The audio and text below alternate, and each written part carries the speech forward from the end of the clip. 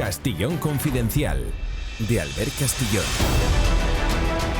Dormitorum patrocina el editorial de Castillón Confidencial.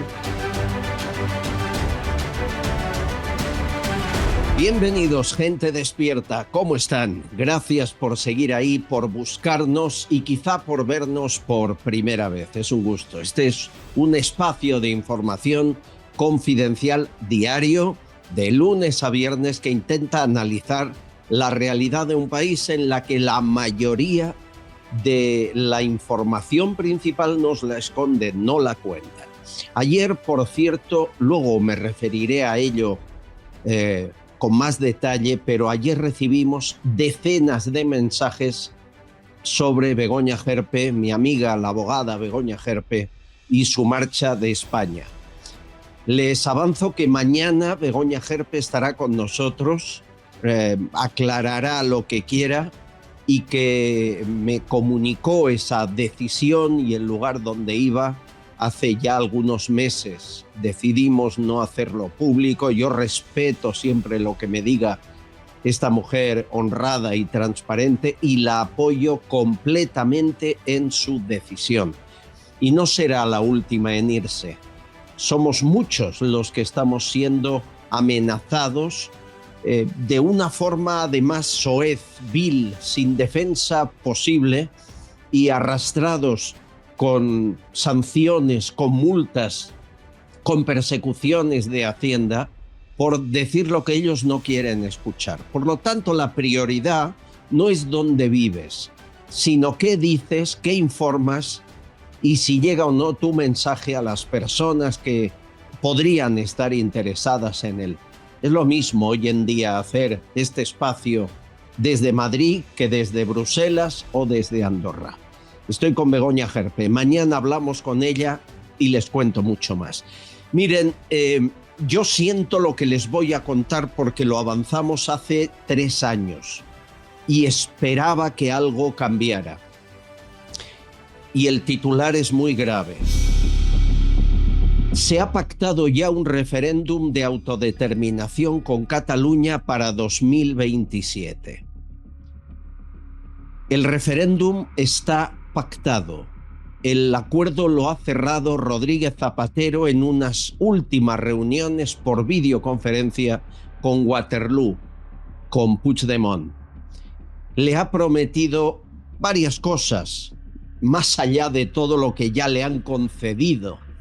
Le han perdonado 17.000 millones, le han dado fronteras, extranjería, el 100% de los tributos, televisión española en catalán, traspaso de cercanías, 60 unidades judiciales, que es como decir, pónganme jueces favorables, que no me juzguen los que hay ahora, y 25.000 Mossos de Escuadra más. Todo eso ya se lo hemos dado y seguirán pidiendo.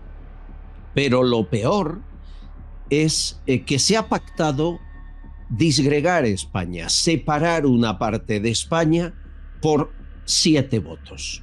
Y eso lo ha cerrado el acuerdo Zapatero con permiso de Pedro Sánchez.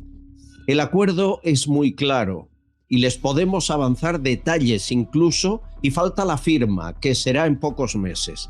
En junio, Cándido Conde Pumpido ha prometido que tendrá la amnistía arreglada para que pueda volver Puigdemont a España.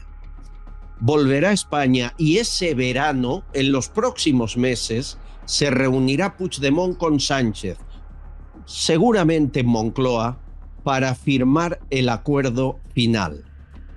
Y el acuerdo es convocar un referéndum en base al artículo 92 de la Constitución en 2027, referéndum de autodeterminación. Y Sánchez dirá que sí, y Zapatero ya se lo ha prometido, y el rey será quien convoque esa propuesta después de que Sánchez le diga que lo haga. ¿Por qué en base al artículo 92 de la Constitución? Ese artículo habla de que en situaciones de especial trascendencia se puede someter a referéndum consultivo de todos los ciudadanos a la población. Bien, ¿dónde está la trampa?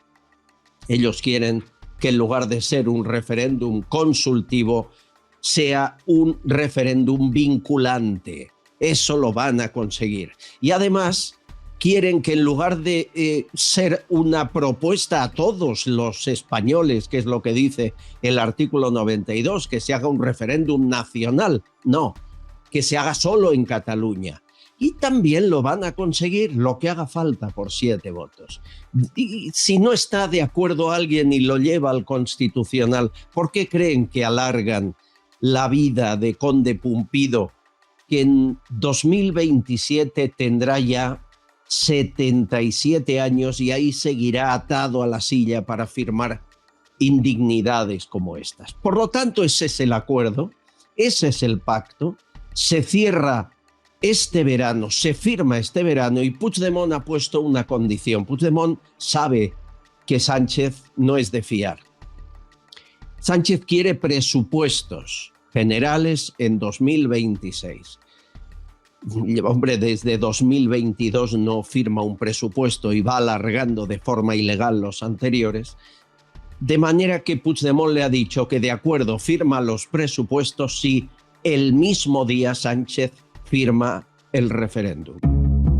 Y el mismo día, que será una jornada de este verano, seguramente cuando estén de vacaciones, cuando nadie piense en estas cosas, un puente de julio, un día de agosto, se reunirán, el uno firmará presupuestos, el otro firmará que se disgregue España y que una parte de España se independice. Referéndum de autodeterminación ilegal, ilegítimo y sin sentido, pero con interés para él.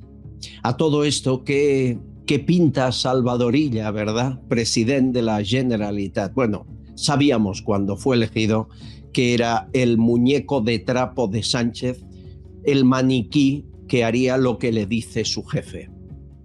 El filósofo que llegó a ministro, responsable de la peor gestión de la pandemia y ahora responsable de la disgregación de una parte de España, Salvador Illa, y hay gente que aún le vota. Señores, este es el acuerdo, esta es la trampa, esta es la mentira. Se va a consumar la disgregación de una parte de España de forma completamente ilegal e ilegítima, sin que el resto de españoles, no solo los catalanes, podamos decidir. Reto a la Generalitat de Cataluña a que haga esa propuesta en la que podamos votar todos los que nacimos en Cataluña, aunque no vivamos ahí. ¿Por qué no se la juega? ¿Cuántos millones de catalanes hemos tenido que irnos porque nos perseguían, nos acosaban, nos investigaban? ¿Cuántos? Yo calculo que más de 3 millones de catalanes han salido de Cataluña a buscarse la vida por esa presión y con el procés alguno más. Permítannos votar, déjennos votar en ese referéndum de autodeterminación y veremos qué sale entonces, cuál es el resultado final. ¿O solo pueden votar los que están bajo la cuerda, la subvención y el dinero público? Es una indignidad que no tiene nombre, jamás había ocurrido en España. Sabíamos que con Sánchez esto y mucho más es posible.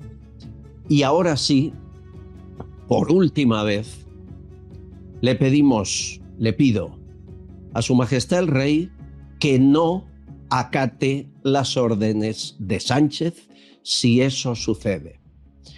Ya está bien. Ha firmado indultos, amnistías a golpistas, lo que haga falta. Esta vez no.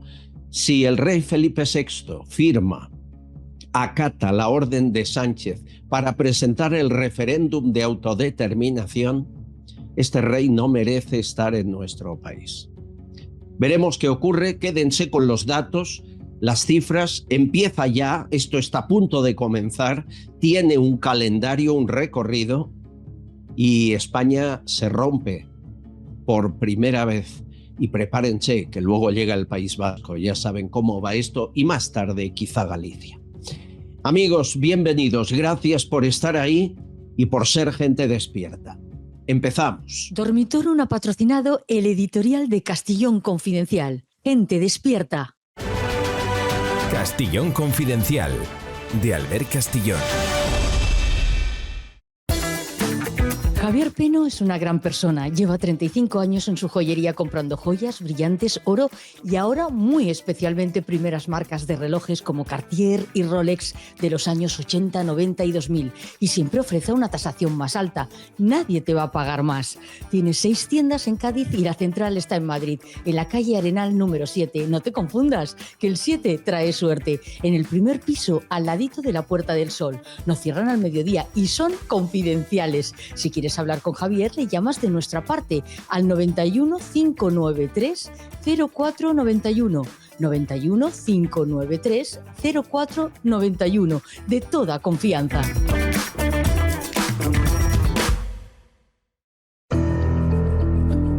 Amigos, hoy queremos entrar en una traición, la que ha cometido España al menos 2 veces con una de sus provincias, que era el Sáhara. El Sáhara fue una provincia más del Estado español hasta que en 1975 se regaló esa provincia a quien llegara antes, entre Marruecos y Mauritania. Es lo que llamamos la Marcha Verde. Hoy sabemos, y nos lo han contado en este programa miembros de inteligencia española, bueno, pues que el rey de España prometió que nunca les abandonaría, pero había pactado ya con Marruecos, con el padre de Mohamed VI, ceder esa provincia y dejarla en manos del primero que llegara.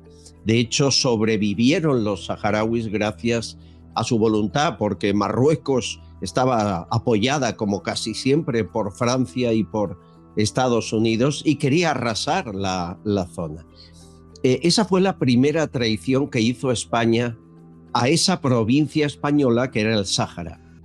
La segunda la ha hecho Sánchez hace muy poquito y la hemos contado también aquí, el Pegasus, ese sistema encriptado que supuestamente la inteligencia marroquí puso en el teléfono móvil del presidente, y un chantaje o supuesto chantaje que algún día conoceremos con todo detalle, que le hace cambiar su política sobre el Sáhara.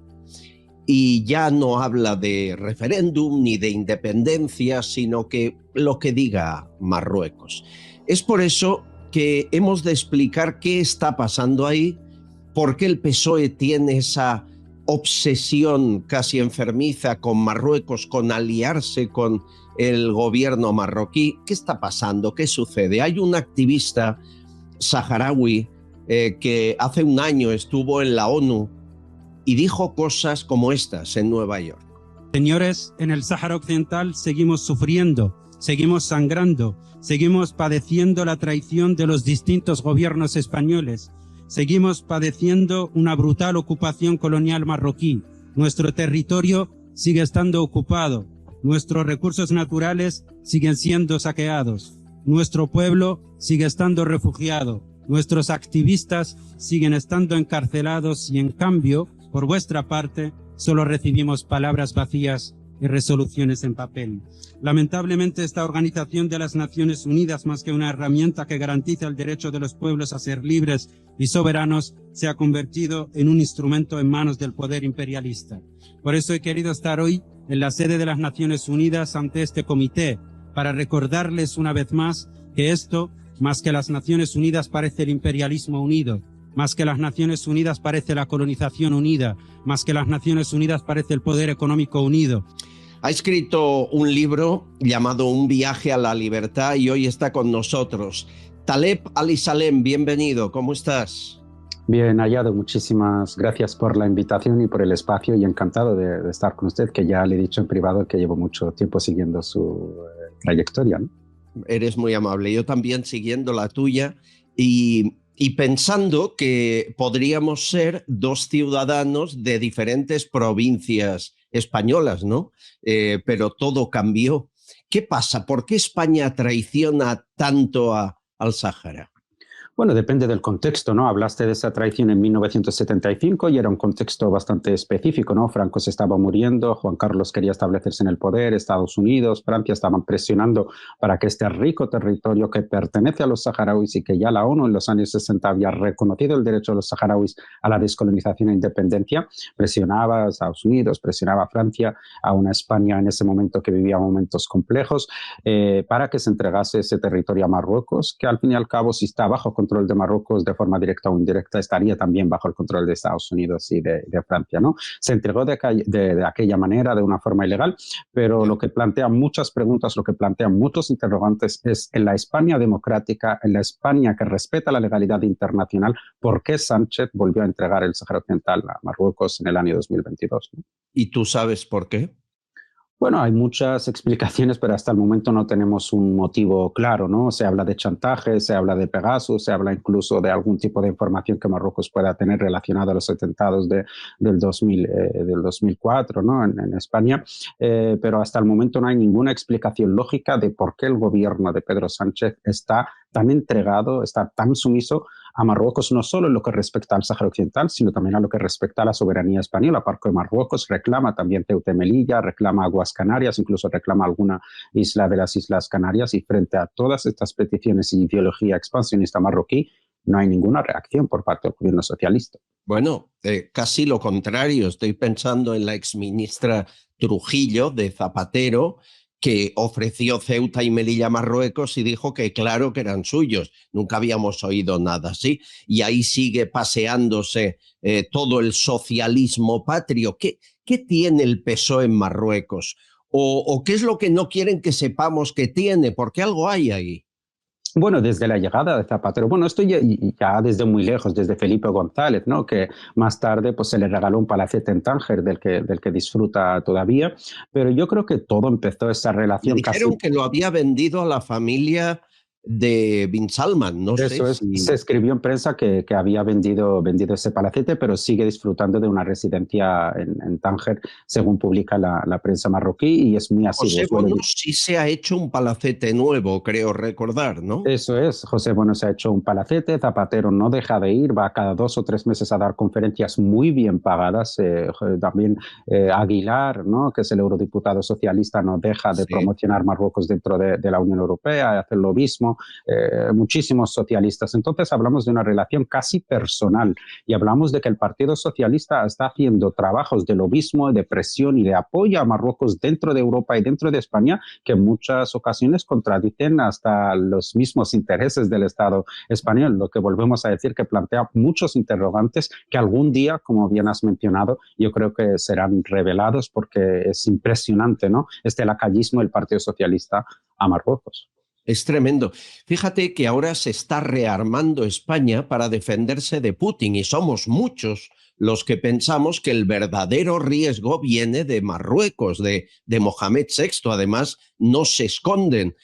¿Tú le ves capaz a Mohamed VI de hacer una marcha verde, por ejemplo, y ocupar Ceuta y Melilla en breve? Bueno, yo creo que si hace 2 o 3 años alguien hubiese dicho que Mohamed VI, el régimen marroquí, habría utilizado la migración como una hoja de presión política, muchos nos habrían acusado de conspiranoicos, pero fue en el año 2022 cuando se recibió al presidente saharaui, líder del Frente Polisario, que Marruecos, en una contraofensiva contra ese recibimiento en España al líder del Frente Polisario, lanzó a 10.000 personas en un mismo día hacia las fronteras de Ceuta y Melilla, y que el mismo Parlamento Europeo llegó a calificar por primera vez en la historia. El Parlamento Europeo aprobó una resolución de condena a Marruecos por instrumentalizar a las personas migrantes como hoja de presión política. Esto yo creo que también es conocido como una forma de guerra híbrida, ¿no? Entonces no se descarta para nada una marcha verde, no se descarta una ofensiva militar, porque también aquí, bueno, ¿cómo va a atacar Marruecos? Pues ya lo intentó con el islote de Perejil, mandó a sus soldados, quería hacerse, y era una pequeña prueba. Si ahora mismo haces un repaso por las declaraciones de los principales líderes de partidos políticos en Marruecos, incluso cercanos a la Casa Real, todos te dicen que la cuestión de Ceuta y Melilla, de recuperar también las Islas Canarias, solo es una cuestión de tiempo, ¿no? Está reforzando su alianza con Israel, se están armando, y yo creo que, como bien has señalado, España debe entender que el peligro viene del sur y no de Rusia. Es tremendo lo que dices. A la vez recordemos La OTAN no protege ni a Ceuta ni a Melilla, están fuera del Tratado de Protección. El rey Felipe VI jamás ha pisado Ceuta y Melilla como rey. Es evidente que no lo hace para no molestar a Mohamed VI. O sea, hay una serie de concesiones que hace que nos arrodillemos. La última que me llega, que hablaré con agricultores, me dicen que la empresa de agrícola, que es propiedad de la familia de Mohamed VI, ha puesto un montón de invernaderos en el Sáhara y está produciendo la mayoría de tomates que se venden en la Unión Europea. Antes eran españoles, ahora ya el top en ventas es marroquí. ¿Te consta que sea así? Sí, totalmente. De hecho, invito a tus seguidores a investigar sobre una declaración muy importante del padre del actual rey, el que fuera rey de Marruecos antes de Mohamed VI, que es su padre Hassan II, que llegó a declarar en los años 80 que Europa quiso imponer unos aranceles, ¿no? O la Unión Europea quiso imponer unos aranceles a los productos, especialmente a los tomates, que, bueno, tiraban por el suelo el mercado europeo, especialmente el español o el portugués, porque debido a que Marruecos era básicamente el principal digamos, proveedor de tomates. Y el rey llegó a declarar, y esto está escrito y está publicado por la prensa en aquel entonces, si no nos dejan en Europa exportar nuestros tomates, exportaremos terroristas. Era una amenaza clara y bueno, yo creo que... Eso dijo Hassan II. Sí, De hecho está publicado y lo hemos publicado en redes sociales. Si no nos dejan exportar nuestros tomates, exportaremos terroristas. Sí. Y en esa época no existía Daesh todavía, ¿no? No existía Daesh, pero yo esto lo iba a conectar con todo lo que vino más tarde en Europa, todos los atentados que en un 98%, según una revista belga, en un 98% los atentados cometidos por grupos terroristas radicales islamistas en Europa son cometidos por personas de nacionalidad marroquí y si se investiga un poco siempre de forma directa o indirecta, presuntamente tenían relación con los servicios de inteligencia marroquíes. Entonces yo creo que solo tenemos que atar un poquito de hilos, ¿no? También aquí se plantea una pregunta, ¿por qué se le facilita a Marruecos sin ningún tipo de condición, sin ningún tipo de reglamento que exporte sus productos, que exporte sus tomates, sus melones, sus sandías y demás, incluso dañando el mercado español, dañando al agricultor español y al agricultor europeo, sin ningún tipo de explicación? ¿Por qué se hace esto solo con Marruecos? Porque también hay países en el norte de África que son grandes productores, como Argelia, Túnez, Libia, pero no se hace esto con ellos, solo se hace con Marruecos, ¿no? Creo que las declaraciones del rey o del padre del actual rey podrían dar la respuesta a esta pregunta. 98% de atentados en Europa hechos por personas de nacionalidad marroquí. Y me viene a la cabeza el 11M, que muchos creen que Marruecos estuvo detrás de las bombas en Atocha. ¿Sabes algo más? Bueno, yo creo que todo lo que rodea ese atentado son interrogantes por todos lados, ¿no? Incluso también el despiece rápido de los trenes, esa explosión en un piso donde murieron muchos de los supuestos autores. Yo creo que plantea muchas preguntas, ¿no? Los saharauis, y esto incluso lo llegó a decir el presidente de la República Saharaui, Brahim Ghali, en una entrevista con el canal venezolano Telesur, llegó a decir que básicamente el control que Marruecos podría tener sobre el Partido Socialista, especialmente el Partido Socialista, podría tener una relación directa con esos atentados. No tenemos pruebas. Un momento, Alep, estás refiriéndote a un rumor que aquí también ha llegado, pero nunca dejó de ser eso, un rumor, que es que Zapatero, que en aquel momento era el candidato menos favorable a ganar elecciones, si recordan, se produce el atentado, jornada de reflexión, y gana Zapatero contra todo pronóstico. Hay un rumor que dice que Rodríguez Zapatero fue informado de que esos atentados podían producirse. ¿Ese es el rumor al que te refieres?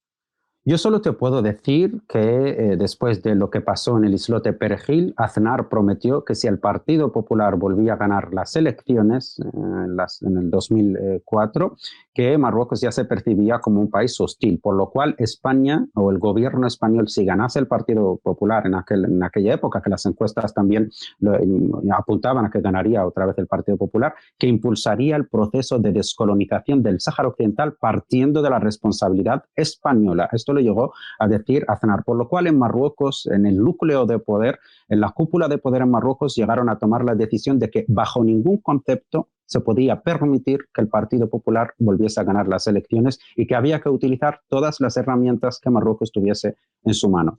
Yo creo que eso podría quizás de forma directa o indirecta responder a tu pregunta. Me has respondido y es algo que nunca se ha llegado a investigar en este país y aún hay gente que considera que fue el yihadismo, ¿no? Además nunca se menciona la palabra yihadista en la resolución, en la sentencia final del juicio. Oye, tu tierra, el Sáhara, ¿por qué la quieren todos? Es decir, no es un desierto inocuo, sino me dicen tiene minerales que la hacen muy rica, ¿no? Exactamente, tiene la mayor reserva de fosfatos del mundo y el fosfato es uno de los minerales que se utiliza para la agricultura como fertilizante, se utiliza prácticamente por todos los países del mundo. De hecho, Marruecos lo está vendiendo prácticamente a todos los países del mundo y tiene la mayor reserva de fosfatos de todo el mundo. Se cree que tiene el 75% de reservas de fosfato del mundo. También tiene petróleo de fácil extracción, tiene oro, tiene el banco de pesca más rico del mundo. En el mar del Sáhara Occidental se reproducen con muchísima celeridad el número de peces y está pescando también todo el mundo, ¿no? Entonces yo creo que el secreto está ahí. Decía un anciano saharaui que llegamos a tener un puro desierto pobre y actualmente seríamos independientes, a nadie le interesaría, pero creo que el hecho de que todo el mundo está interesado en el control de ese territorio reside en eso, en la riqueza del territorio. Hay compatriotas tuyos que llevan 50 años en campos de refugiados, pero hablan español muchos de ellos. ¿Qué recuerdos tienen de España? Bueno, yo he crecido viendo cómo mis tíos escuchaban a Julio Iglesias, escuchaban, ¿no?, a los cantantes que siempre se escuchaban aquí en aquella época. Se guardan muy buenos recuerdos. De hecho, el español se nos enseña en los colegios desde muy pequeños. Es el idioma oficial porque nosotros hemos declarado nuestra independencia después de la salida de España, aunque el reconocimiento de la República Saharaui es limitado, pero la República Saharaui establece en su constitución que el español es su segundo idioma oficial. De hecho, todos los documentos que emiten los ministerios o los organismos oficiales son en español y en árabe, ¿no? Entonces sí que se mantiene, aunque los gobiernos españoles hayan traicionado al pueblo saharaui, sí que es verdad que se mantiene un cariño porque también la cooperación, la ayuda y la presencia de cooperantes españoles siempre ha estado muy cercana al pueblo saharaui en esos campamentos, ¿no? Y hay medios de comunicación que os apoyen. En Marruecos ninguno, ¿no? Porque aquello es una dictadura. Es que ni en Marruecos ni en España, ¿no? Fíjate, porque España también, perdón, Marruecos o el lobby marroquí tiene muchísimo poder, no solo en Marruecos, obviamente, donde nadie nos apoya en medios de comunicación, sino que en España también. Grandes medios de comunicación omiten hablar de la cuestión del Sáhara Occidental y no sé si conoces, desde que llegó el Partido Socialista al poder, prohíbe a la radio y televisión española hablar de nada relacionado con el Sáhara Occidental. De hecho, el Grupo de Internacional hace 2 años de Radio y Televisión Española iba a ir a los campamentos en una cobertura humanitaria, se le negó, sí, por parte del Partido Socialista y dimitieron en bloque el equipo de Internacional de Radio y Televisión Española porque también el lobby marroquí tiene mucho poder para eso, para bloquear mediáticamente la cuestión saharaui, no solo en Marruecos, sino también en España. Me dicen que los espías de Mohamed VI y del gobierno marroquí están aquí, están en España. ¿Ya vas con cuidado tú? Bueno, intento ir con cuidado. He tenido que poner 2 denuncias porque una de las veces pues eso, me estaban siguiendo físicamente y sabía que eran ellos. Recibo muchísimas amenazas a través de redes sociales y bueno, yo creo que es un precio que tenemos que pagar también por eso, por dar la cara y por contar la verdad. Y bueno, vamos a seguir este camino y por supuesto no tenemos miedo ni al rey de Marruecos ni a sus espías. ¿Sabes qué siento? El Mundial de Fútbol será una operación de blanqueamiento de Marruecos y además seguro que acabamos pagándolo con dinero público español. Se le da todo lo que pide a cambio de ese silencio. ¿Tú también piensas que será así? Totalmente, de hecho Marruecos quiere el Mundial para eso, ya está preparando estadios en los territorios saharauis ocupados porque para ellos organizar un partido del Mundial en territorio saharaui bajo ocupación marroquí es como una forma de reconocimiento de que ese territorio le pertenece, pero bueno, la Unión Africana ya se está movilizando porque la Unión Africana reconoce la República Saharaui y rechaza la ocupación marroquí, ya le ha dicho a Marruecos que eso no se permitirá. Los saharauis también dentro de los medios y la fuerza que tenemos nos estamos movilizando y yo creo que básicamente Marruecos va a utilizar ese mundial para blanquear su imagen y para blanquear su ocupación al Sáhara Occidental. Y lo que es peor, pagándolo con impuestos españoles, parte del mundial. No me cabe ninguna duda. Yo soy de los que he avanzado que el partido final se hará en Marruecos, estoy seguro, no en España ni en Portugal, ¿verdad? Sí, gobierna el Partido Socialista, no me cabe duda que el partido final será en Marruecos. Qué tremendo. Taleb Ali Salem, es un placer hablar contigo. Cuento contigo en más ocasiones para hablar claramente de quién es el enemigo de España, que no está en Rusia. Un abrazo muy fuerte. Muchísimas gracias, un placer. Castillón Confidencial, de Albert Castillón.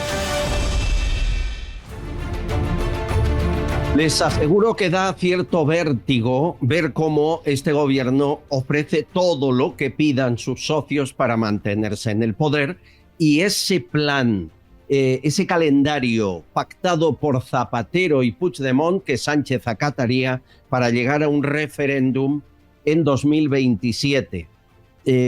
Pero pactado ya, pactado ahora, firmado seguramente este verano, si consiguen que Puigdemont vuelva a España, que es lo que él cree, y a partir de ahí, señores, referéndum en base a ese artículo 92 que retuercen, haciendo ver que se hizo para ellos. Eso merece un comentario. Yo tampoco esperaba decirles que a estas alturas tendrían la potestad de dirigir las fronteras, la emigración ilegal, que tendrían la fiscalidad al 100% de una hacienda catalana, y lo han conseguido todo eso y más. Luis Losada Pescador, compañero, Distrito TV. ¿Cómo estás, amigo? ¿Qué tal? ¿Qué tal, Albert? Pues preocupado, porque el desguace de la nación es espectacular. Claro, han de aprovechar y saben que a Sánchez le queda poco. Con o sin elecciones le queda poco. Y me dicen que han puesto la primera, que van a por todas. Otra cosa es que lo podamos parar con los jueces decentes o no. ¿Tú crees que llegamos a ese referéndum que se separa una parte de España? Hombre, espero que no. Además, la segregación de un Estado miembro de la Unión Europea, bueno, en general, la segregación de un Estado es un proceso complejísimo. Así que yo tengo la esperanza de que haya un freno y haya un momento de cordura en algún momento. Pero lo que estamos viendo ahora mismo es que el chantaje funciona, que el verdadero presidente es un fugado de la justicia que reside en Waterloo y que exactamente el 100% de sus reivindicaciones se cumplen. ¿Por qué? Pues porque Sánchez es un chollo. ¿Por qué? Porque él sabe que les necesita para seguir en la Moncloa. Por lo tanto, está dispuesto a pagar los precios que haya que pagar. Pero es que ya tenemos un indicador adelantado que se llama Zapatero. Es que hace un par de días en la prensa dijo que en el segundo semestre del año habría novedades en relación al reconocimiento de la nación catalana. Pues aquí lo tenemos. Esa es la hoja de ruta. La pregunta es ¿qué pinta Zapatero en todo esto? Porque Zapatero es un expresidente, ¿no? ¿Es un empleado especial como Elon Musk? ¿O cuál es su papel dentro del gabinete de Sánchez? Parece ministro de Exteriores y lobista con China y Venezuela y todas las dictaduras, ¿no? Pero sí. Él tiene una relación especializada con todas las dictaduras, con Venezuela, con Nicaragua, con China, y también con los que pretenden desguazar la nación. No tiene ningún problema en establecer lazos, vínculos, compromisos, etcétera, ¿no? Bueno, ¿yo qué creo que puede pasar? Bueno, es verdad que Puigdemont se ha puesto de fecha junio-julio para aprobar la amnistía, pero también es verdad que hay una puerta ya abierta, que es el TJUE, el Tribunal de Justicia de la Unión Europea, que igual que va a revisar el tema de los seres de Andalucía, probablemente también va a revisar el tema de la amnistía. Y claro, ¿aquí qué pasa? Que lo que pretende hacer Puigdemont, que la va más blanco, es retorcer el derecho y decir que en la amnistía cabe la malversación. Y eso, obviamente, en la Unión Europea no lo van a aceptar, porque estamos hablando de que la Unión Europea es hipersensible a la utilización del dinero público. Por lo tanto, yo creo que el TJUE lo va a frenar. El tema es, como siempre, de tiempos. Si el TJUE tarda un año, a lo mejor ya llegamos tarde. Si el TJUE se lo toma como una urgencia, que creo que será su responsabilidad y que creo que lo hará, pues a lo mejor se aborta en ese momento. En todo caso, aunque el Constitucional blanquee la amnistía de Puigdemont, eso no significa que regrese inmediatamente. Y luego está la hoja de ruta. Es verdad que probablemente se haga en unidad de acto el compromiso de los presupuestos con el compromiso del referéndum, pero eso es un compromiso.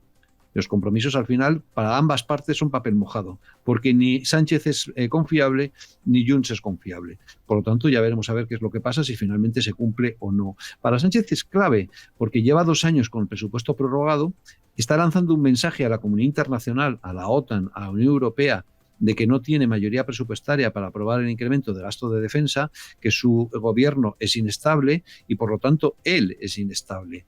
Y esto le permite lanzar una imagen de cierta estabilidad.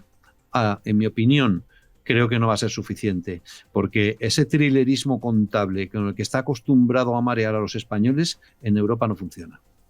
Ojalá firmaría cada palabra que dices, Luis. Fran Simón, bienvenido, ¿cómo estás? Muy bien, un placer estar aquí con todos vosotros, Albert. Oye, que me dicen, hay rumores de que te ha fichado la 1, que eres del PSOE. No hay rumores, ya te lo confirmo.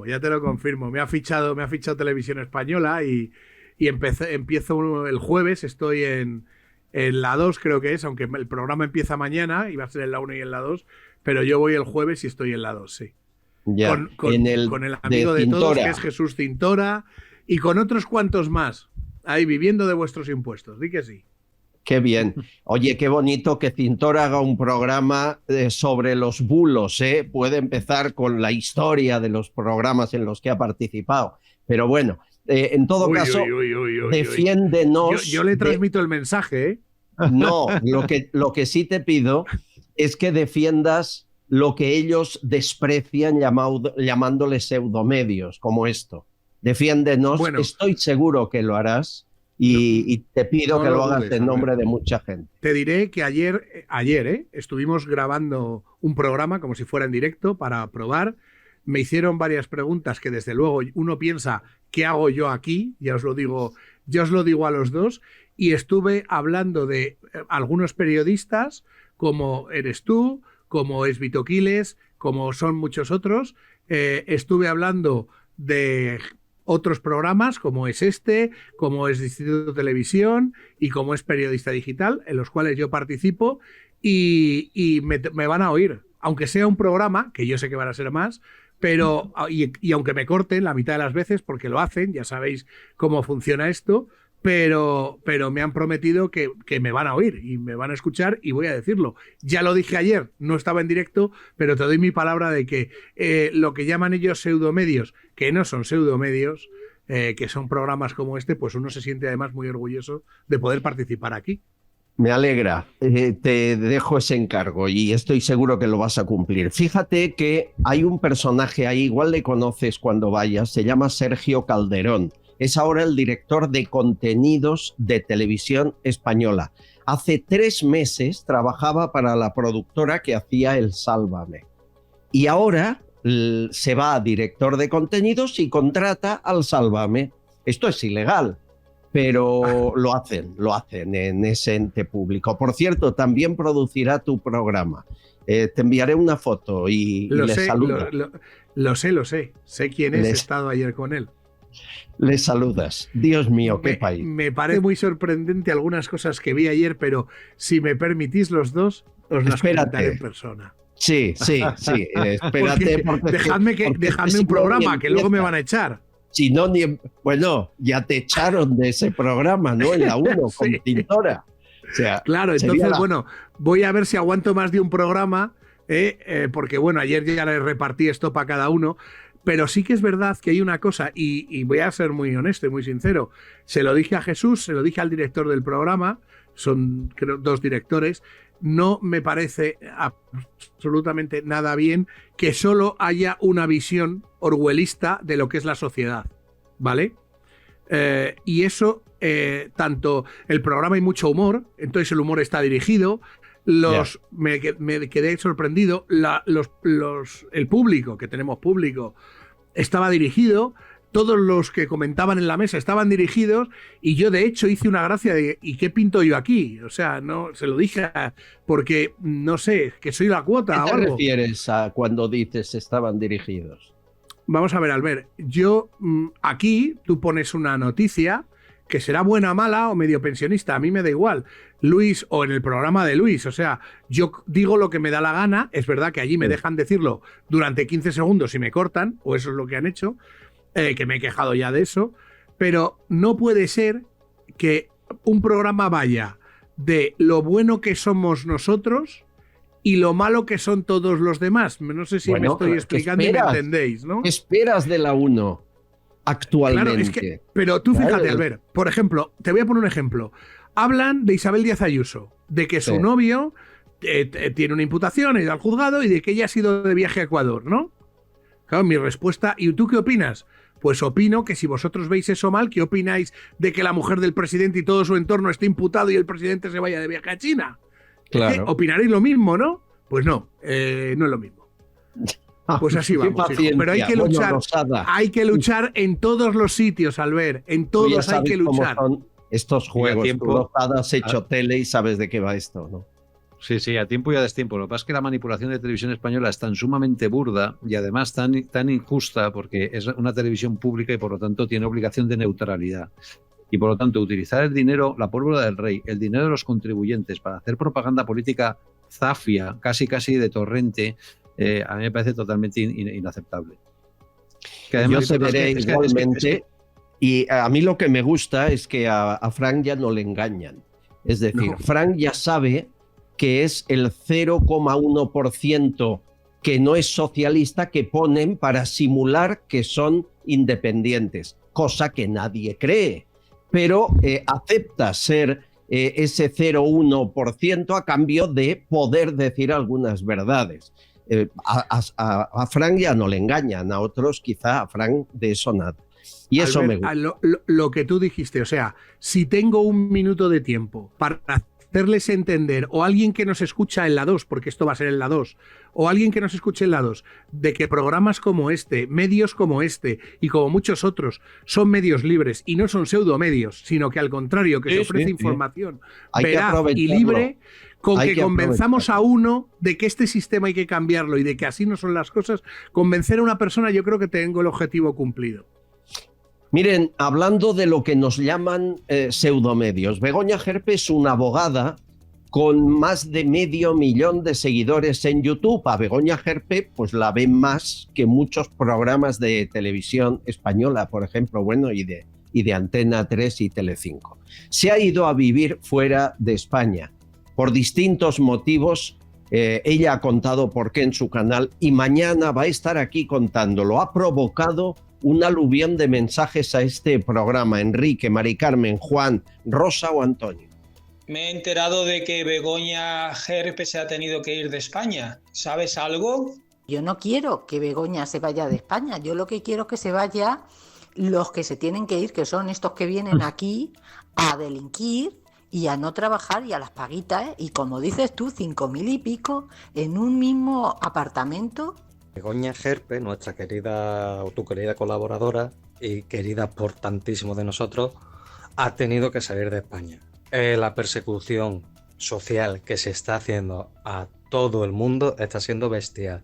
Creo que es momento de denunciarlo ya, de que tomar cartas en el asunto, y desde aquí quiero dar mi mayor apoyo y todo mi cariño a Begoña.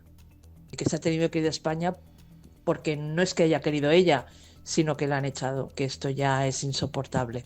Begoña Gerpe, abogada y creadora de contenido, de que ya se había ido de España, pues evidentemente por la presión a la que está siendo sometida, amenazas, coacciones, etcétera, y evidentemente también porque políticamente es incorrecta y contraria a este maldito desgobierno.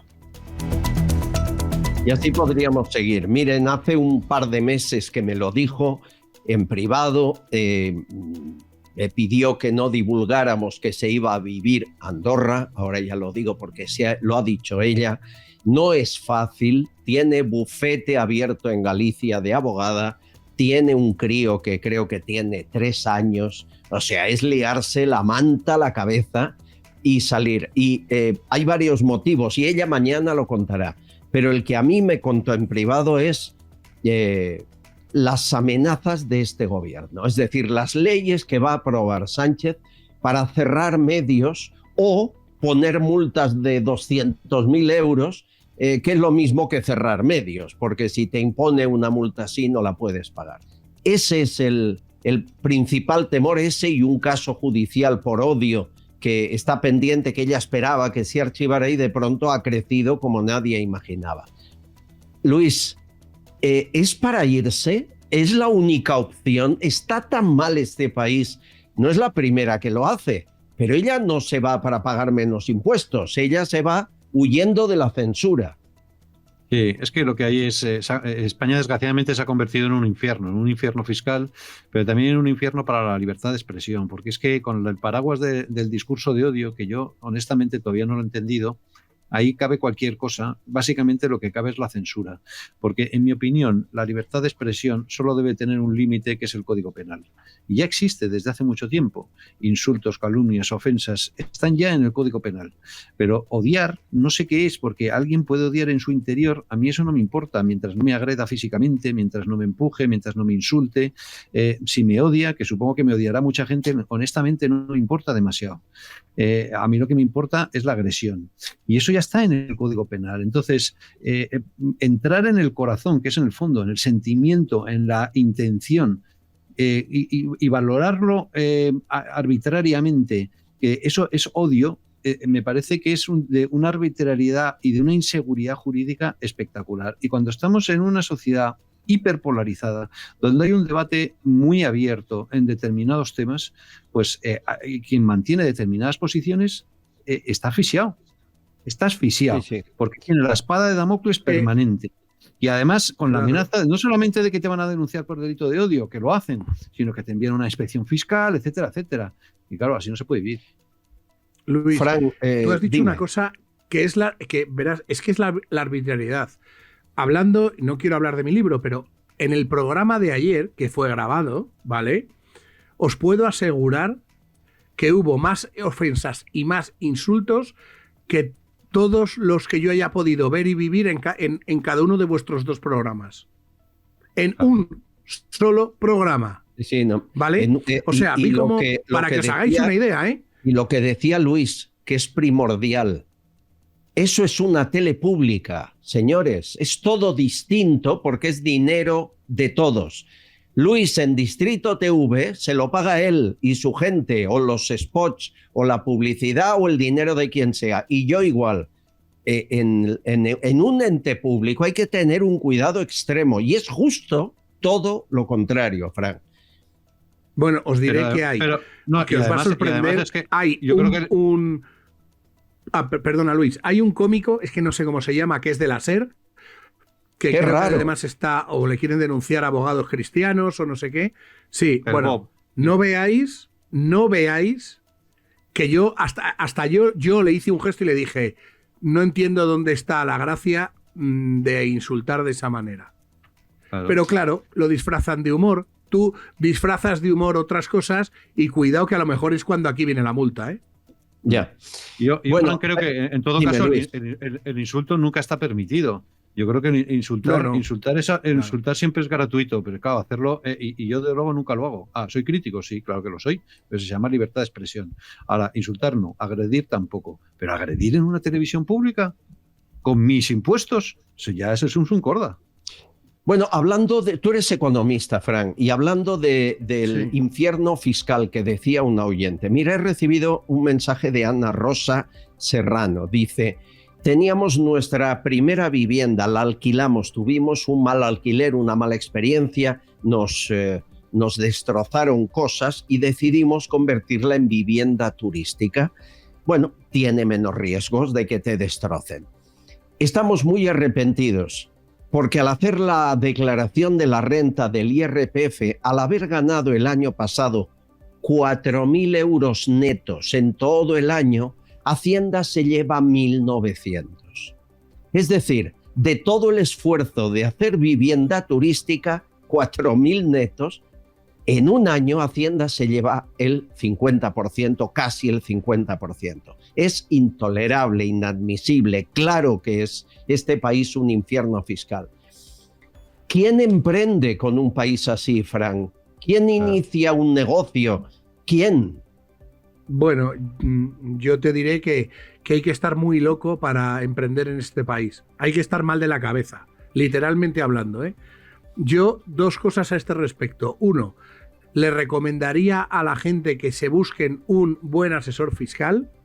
Digo esto porque cuando uno abre un negocio o gana un algo, tu socio que no ves se puede llevar más de un 50%.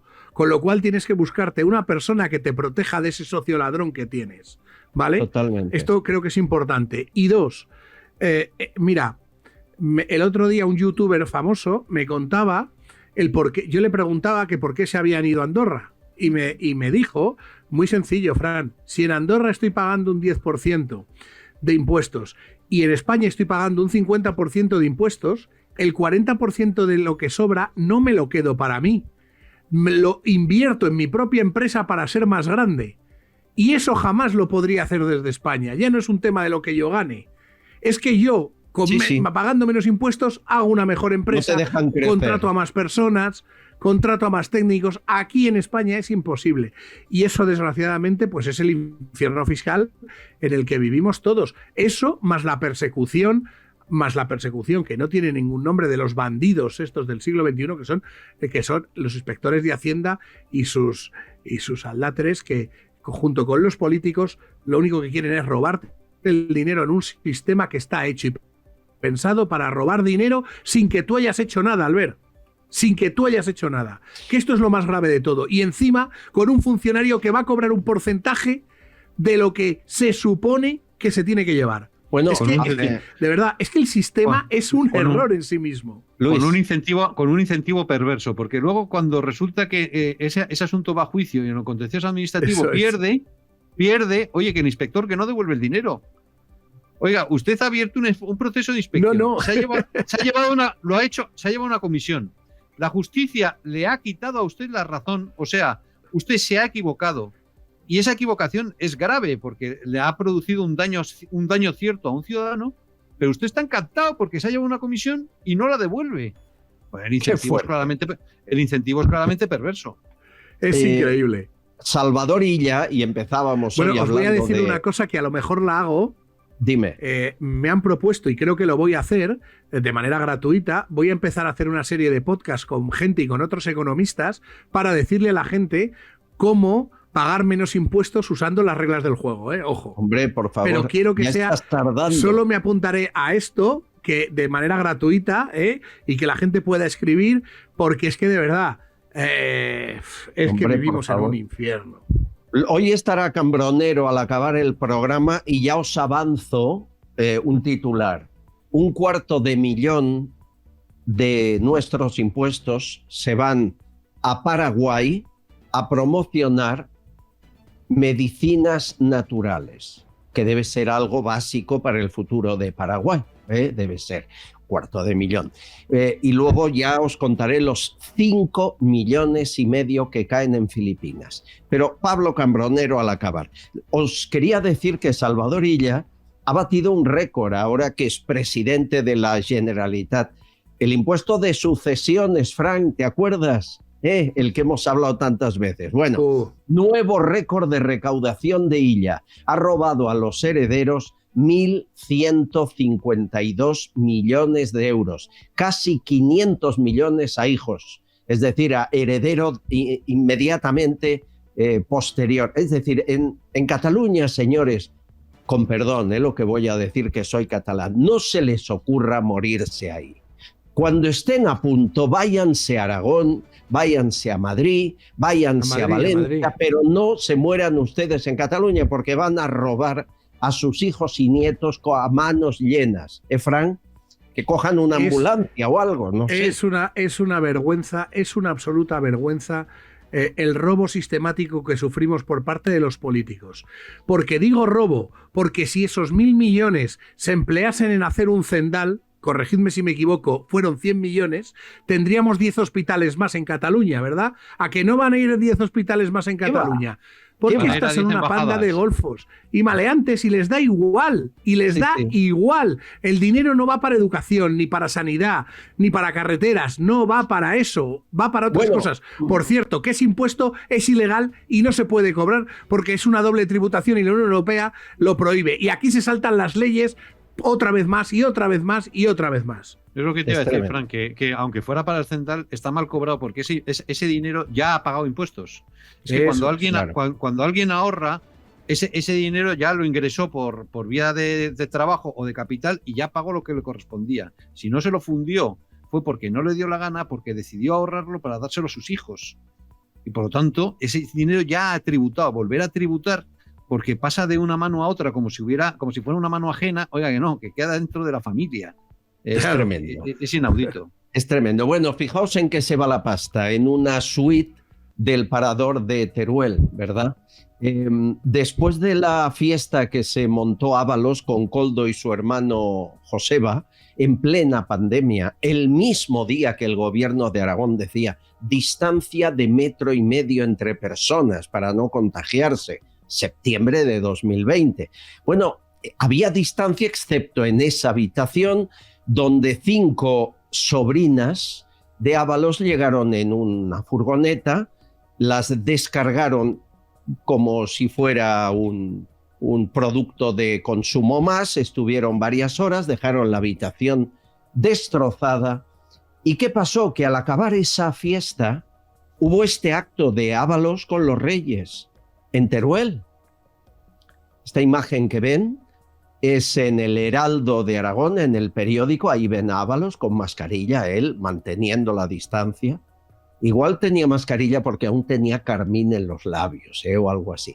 Es decir, después de gastarte la pasta en un parador nacional que has destrozado la suite, te vas con los reyes todo digno. Es muy identificativo de cómo ha actuado este gobierno y cómo sigue actuando hasta el día de hoy, Luis. Esto es un símbolo. Y además no se gastó la pasta, se gastó nuestra pasta. Y además incumpliendo la normativa que se exigía a todo el mundo, porque recordaréis aquella imagen del guardia civil deteniendo a un tío que se fue a hacer footing por el monte. Bueno, pues mientras se detenía a un tío haciendo footing por el monte y a una madre que sacaba a su hijo con una enfermedad a pasear porque estaba estresada, etcétera, resulta que el número 2, el ministro, la mano derecha de Pedro Sánchez, se permitía ir con prostitutas a un parador pagado por nosotros. Y luego, eso sí, se hacía la foto como si fuera un hombre del Estado. La verdad es que es todo muy lamentable. Y están apareciendo imágenes de esa corrupción, que en realidad es una corrupción bastante chusca, pero además enormemente voluminosa y enormemente enquistada en el propio sanchismo. Es que no es un caso aislado, no es una manzana podrida, da la sensación de que es todo el sistema que estaba ahí, porque todo el mundo le ha apoyado, todo el mundo le aplaudió, todo el mundo le está dando protección, para eso está Pumpido, para darle, para blanquearlo después del juicio del Supremo. Es decir, que todo el sistema se ha generado para buscar una impunidad de un entramado que no es un delito, da la sensación de que es una banda de delincuentes. Y esto es lo que me parece más peligroso. Y Maxim Huerta, que fue ministro de Cultura unas horas, diciendo hace poco, es amigo. Que todo el mundo lo sabía, ¿no? Diciendo, hombre, todo el mundo decía, anda, que como se enteren de lo de el parador de Teruel, ¿qué es esto? Que todo el mundo lo sabía. Es una cosa, porque es algo sistémico. Eso es el Partido Socialista. Y eso es una gran parte de la clase política española, que además se han sentido por encima de todo el mundo porque ellos eran los que mandaban y se sienten y se han sentido igual. Y de verdad, a mí me parece muy triste que en España se haya entendido y se entienda la política como aquel que se pone en política es un ser superior, cuando lo que tiene que ser es un ser al servicio de los que le han votado. Totalmente. Yo me explico. Estamos hablando del golfo este de Ábalos, que es una barbaridad y una aberración. Pero, ¿qué me decís de Mazón comiendo mientras que está cayendo la que está cayendo? Y decir, calma, que yo soy el presidente y calma, tranquilos, esperarme a mí. Hombre, no, ninguno de ellos es un premio Nobel, que es al que yo respetaría en su caso, ¿no? Bueno, os quiero hacer una pregunta y hemos salido a la calle a hacerla. ¿Debería volver el servicio militar obligatorio en España, sí o no? Esto no es una pregunta cualquiera. En la mitad de Europa, la mitad norte de Europa, ya lo han recuperado en todos los países nórdicos, seguramente porque está más cerca a Putin que de España. Austria también. Alemania y Rumanía están en pleno debate ahora de si recuperan o no la mili obligatoria. Hemos salido a la calle a preguntar a usted qué le parece. Encuesta de Tuxén Castillón.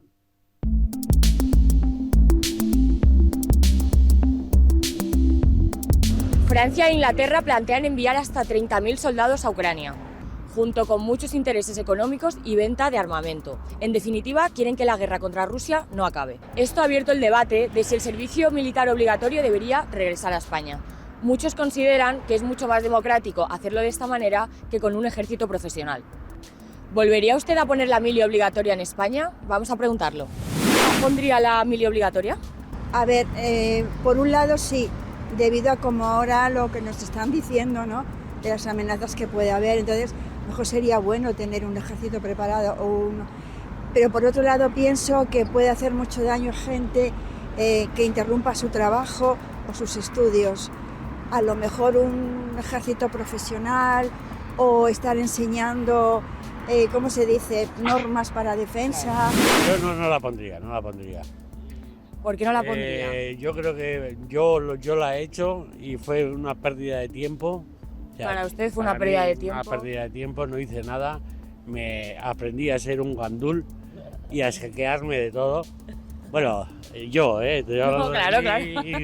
Pero bueno, yo lo que veía alrededor era eso, que no. No, yo no la pondría porque me parece eso, quitar a la gente 1 año y medio de su vida. Para no... en contra de la guerra, además, o sea, no. ¿Y qué les parecería si sus hijos fuesen a la mili o tuviesen que ir a la mili? ¿Estarían de acuerdo? No, o sea, no. No, me parece muy bien que sea profesional, el que lo quiera hacer que lo haga y que se gane la vida con eso también, vamos. ¿La volveríais a poner obligatoria? Sí. ¿Y usted? También. ¿Por qué? Porque allí enseñan disciplina, lo que hace falta hoy en día, mucha disciplina. ¿Usted opina lo mismo? Para los jóvenes de hoy día, que les hace falta un poquito. ¿Y si vuestros hijos tuvieran que ir a la mili, estaríais de acuerdo? Sí, por supuesto.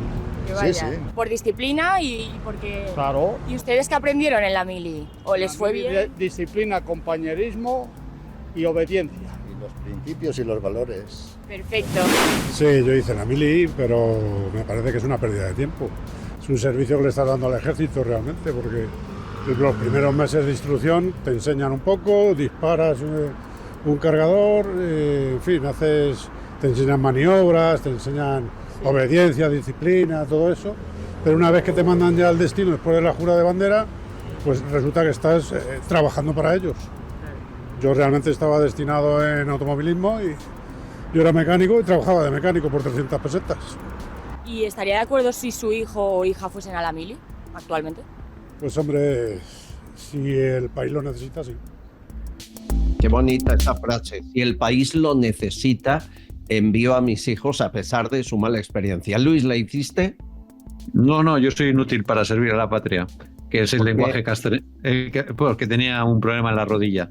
Pero yo soy partidario de recuperar la mili. Yo creo que lo de andar fue un error. Yo soy partidario de recuperar una mili, pero una mili diferente. Yo creo que la formación en disciplina, en obediencia, en historia de España y en cultura de defensa me parece que es muy buena. Ahora, que dure un año y medio me parece que es totalmente innecesario. Que se excluya a las mujeres tampoco soy partidario. Así que yo creo que una instrucción de un mes para todo el mundo, donde se enseñe cultura de defensa, donde todos los ciudadanos pasen por ahí y tengan ese baño de historia de España, cultura militar, etcétera, me parece que sería sanísimo. Y luego hay otro elemento que la mili aportaba y que desgraciadamente ya no existe, y es la oportunidad de convivir entre españoles de diferentes latitudes. Entonces, cuando existía la mili, podías compartir con un tipo de Tenerife, con un tío de Alicante, con un tío de Lugo. Eso ya no existe. Cada vez la gente está más localizada en su comunidad autónoma y ya no sale. Entonces, esa posibilidad de generar hermanamiento y de convivencia entre españoles me parece que también es un valor. Y con independencia de que haya amenaza de Rusia o no, creo que generar cultura de defensa, educar en historia de España y generar comunidad me parece que es sanísimo. Fran, ¿la hiciste? Sí, yo hice ¿Dónde? En el Ejército del Aire. Bueno, yo he ido a un colegio militar y luego pues hice la mili, hice una buenísima mili, aprendí muchísimo, me vino francamente bien y creo que hay que desmentir muchas cosas, que la gente habla de la mili y yo creo que tenemos algo que dice, vamos a hablar mal de la mili, del ejército, ¿no? Y la gente cuenta muchas mentiras. Mira, Albert, bueno, lo primero, cada uno cuenta cuando lo este que señor... vivió. Pero espera, es que mira, si tú preguntas a alguien de España a quién valoras más como instituciones, yo te digo que poca gente normal hoy en día dirá o hablará mal de las fuerzas y cuerpos de seguridad del Estado. Eso estoy convencido, Sí, porque el señor este que ha dicho es que yo trabajaba para el ejército, no, Usted trabajaba para las fuerzas y cuerpos de seguridad de Estado que trabajaban a su vez para el Estado español y para todos nosotros.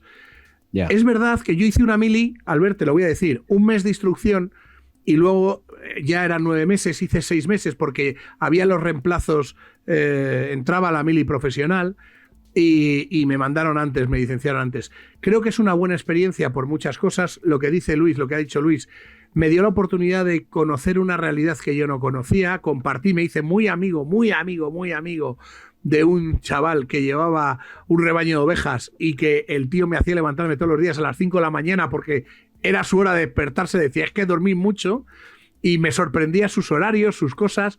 Ese chico aprendió a leer y a escribir en la mili, manda narices, pero eso yo lo he vivido.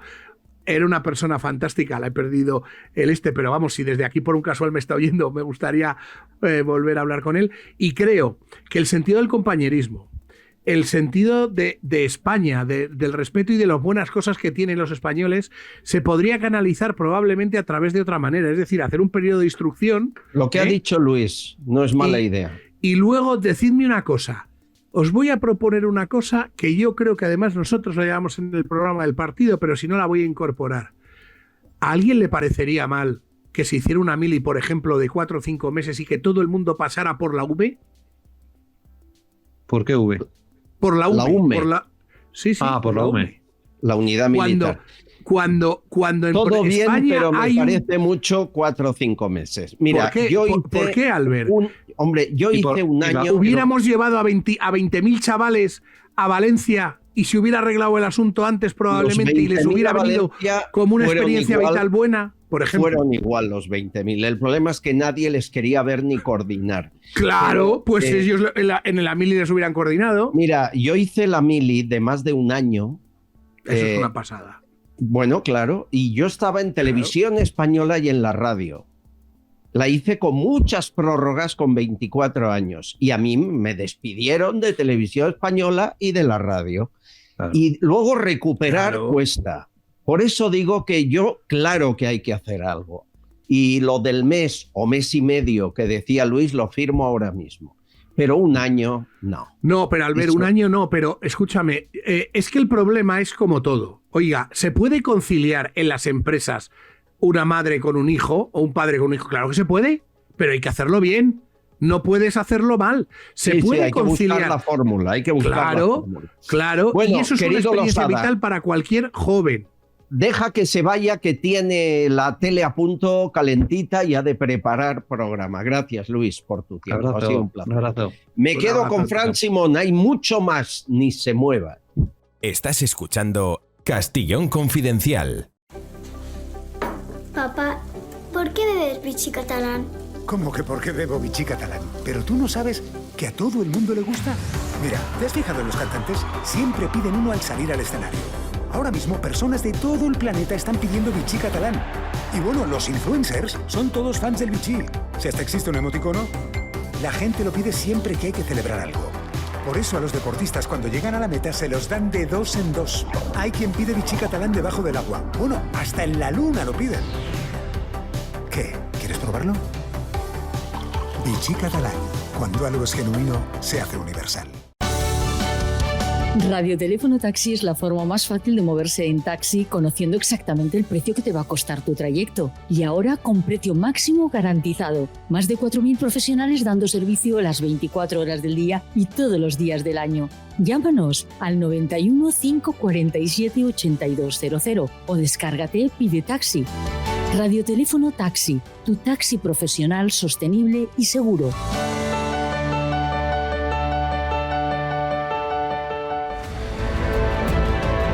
Ha producido un hecho que si no se cuenta bien no se entiende.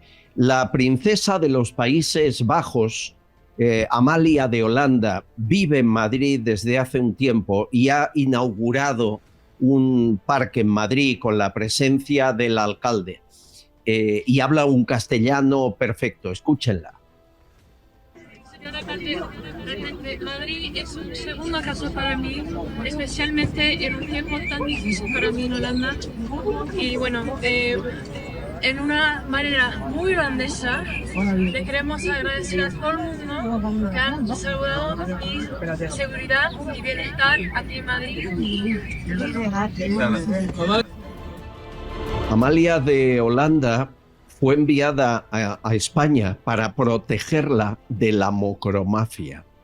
La mocromafia, esa mafia formada por personas de Marruecos, de Argelia, instalada en Holanda y con un poder brutal, la mocromafia amenazó con secuestrarla y matarla.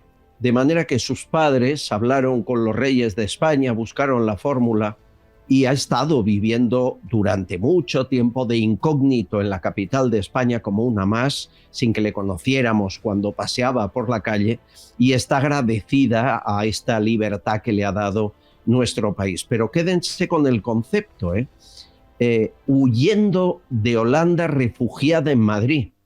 Fran Simón, este es el límite al que no deberíamos llegar jamás en este país, y hay quien dice que si no ponemos controles podemos llegar. Bueno, lo primero, me parece una barbaridad, Albert, que un ser humano tenga que vivir con la presión de tenerse que ir de su país porque hay unos individuos que no saben respetar la libertad. Sí, o sea, es que eso en sí mismo ya es una barbaridad lo que has contado. Eso sería para que en Holanda lo supieran y ya se hiciesen mirar lo que sea. Y pensar que podemos llegar a eso mismo en nuestro país, a mí, de verdad, se me encoge el corazón. Pero el problema de todo esto, ¿sabes cuál es, Albert? Que es la raíz de esto. La raíz de esto es el tráfico de seres humanos. Y el tráfico de seres humanos, cuando lo institucionalizas, y siento al que le moleste todo esto, pero es un hecho y es verdad, cuando tú estás financiando a determinados países y a determinadas ONGs y a determinadas empresas porque traigan seres humanos, eso es tráfico de seres humanos y tendríamos que hacerles pasar a todo aquel que ha sido parte de la cadena por un juzgado, para que esto no ocurra, porque si no, vamos a llegar a lo que ha pasado en Holanda con esta pobre señora, esta pobre chica, que desde luego, vamos, ni sea reina, ni sea no reina, nadie se merece vivir con esa tortura y con esa presión. Completamente. Hay jóvenes que se van de España, pero por trabajo, 1000 al día.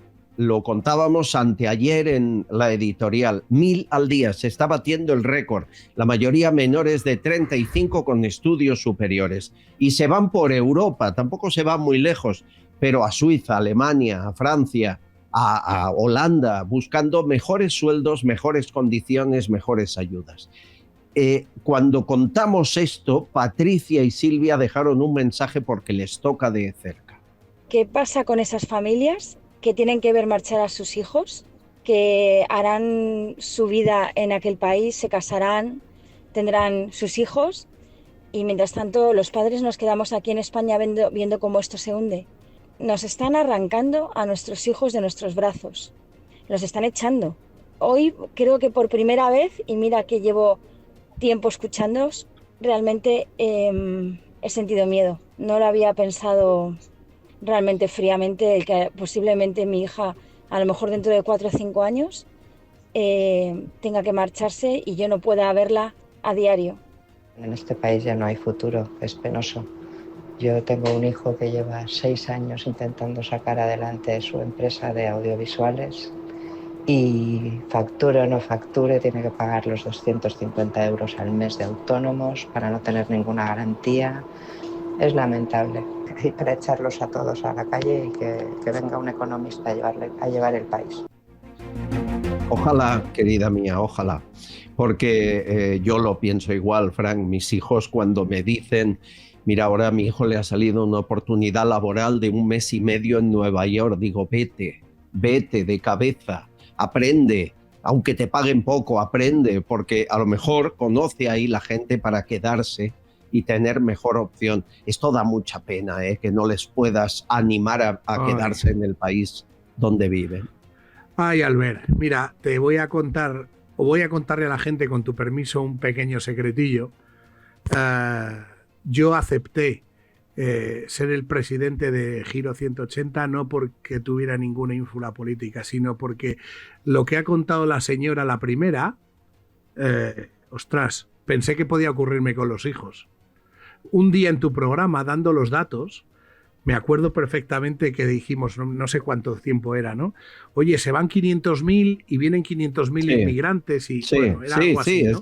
Aproximadamente. Y se me encogió el corazón y dije, tengo que hacer algo. Yo no puedo pensar que mis hijos se van a ir del país, por lo menos sin que yo haga nada. Y creo que ese es por lo que tenemos que luchar todos, ¿no? Hay una juventud, tu hijo, el mío, todos estos, que les tenemos que dar una oportunidad y se la merecen y además es que se les puede dar. Y esto tenemos que luchar cada día para romperlo, porque no solo sufre el que se va o la madre, sufre el que se va, sufre la madre, sufre el padre, sufren los hermanos, sufren los abuelos, sufre toda una familia. O sea, es que esto es un cáncer que se va extendiendo y que además es muy difícil. En fin, hay maneras de que vuelvan, ¿eh? Que quede claro, hay muchas maneras de que vuelvan y hombre, que se puede hacer. Cambiando el gobierno. Bueno, eso está claro, Albert, pero cambiando el gobierno, dándoles ayudas, invirtiendo en I+D+I en todos los sectores que esta gente, porque se va gente con valor, Albert. Es que no se van los que no tienen valor. Quiero decir, a esos vienen, ¿eh? Entonces se puede hacer muchas cosas. Pues por ellos trabajemos, Albert. Que sí, la se puede educación cambiar. Nos habla Ángeles, que es profesora, y también Antonio y Maru. Los institutos se han convertido en agencias de viajes. Hay viajes de intercambio en idiomas, hay viajes a la nieve, en educación física, hay una semana en la que los alumnos están en empresas viendo cómo funciona el mundo laboral en programas que se llaman Cuarto Más Empresa. Entonces, por favor, ¿cuándo damos clase? Los contenidos se quedan a medias. A su regreso no saben los alumnos dónde estamos y las horas lectivas se reducen de una manera significativa. Esta es la única manera que tienen los centros públicos para buscar una supervivencia. Se convierten en agencias, en centros de ocio y ese es el elemento que contribuye a atraer al alumnado y a aumentar la matriculación en los mismos. En Holanda, tú vas a estudiar allí y si eres comunitario, en caso de cualquier español, tú pagas a lo mejor 3.000 euros por curso, ¿no? De matrícula, más o menos, a lo mejor como aquí, ¿no? Si terminas la carrera, ahí queda la cosa. Pero si no terminas la carrera, pagas el coste íntegro. Es decir, si cada curso a lo mejor vale 25 o 30.000 euros. Mucha gente me pregunta aquí, ¿pero cómo te has venido de España con ese clima tan espectacular? Y yo, sí, pero es que el clima no lo es todo, sino me hubiese quedado en Venezuela. Vinimos buscando una mejor educación para nuestro hijo y lo encontramos. Lamentablemente en España no se pudo. Qué tremendo, ¿eh? Bueno, aquí no hay ni una universidad entre las 200 mejores del mundo, ¿eh? Ni una. Nada. Pero Albert, tú fíjate, dime una cosa, te voy a hacer una pregunta tonta. Y si no la respondo yo, porque estoy muy cerca de la matemática. ¿Para qué te sirve a ti que te hayan enseñado cómo calcular el logaritmo neperiano de... Ya. Nada. Pero escúchame, te han enseñado en el colegio, ¿sabéis de alguien que enseña en el colegio a hacer la declaración de la renta? A pedir un préstamo, a abrir una empresa, o a plantar una lechuga? Tú le preguntas a un chaval cuándo hay que plantar un manzano y no lo sabe. Entonces tenemos un problema de base tan grande que luego se refleja en que al final ninguna de las universidades españolas pues están ni siquiera entre las 100 mejores. Sobre el euro y el DNI digital, Ana y Ramón. Como ahora se habla de DNI digital, de euro digital y de todo digital, todo esto lo llevamos en el móvil. Si pierdes, te roban el móvil, no te funciona. ¿Esto cómo lo vamos a llevar? Lo que no pueden hacer es obligar a que todo el mundo vaya por el mismo embudo. ¿Qué pasa con todos esos millones de personas que no tienen móvil ni nunca lo han tenido ni nunca pensaban tenerlo? Aquí a nadie se le puede obligar a comprar un móvil y suscribir un contrato con una empresa de telefonía. O sea, no se puede mezclar el DNI digital con el acto de compra de un móvil y suscripción con una empresa de telefonía, porque son dos cosas distintas. ¿Te está obligando a tener móvil o a saber manejar un móvil a gente que no tiene interés, o gente mayor que porque son analógicos, porque nunca han tenido esa técnica, les cuesta mucho. ¿Qué buscan, Fran? El control absoluto de la sociedad. Pero Albert, esto ya ha pasado en España y yo no he visto a la gente quejarse. Tú, en España, no puedes cobrar tu nómina en billetes de contar.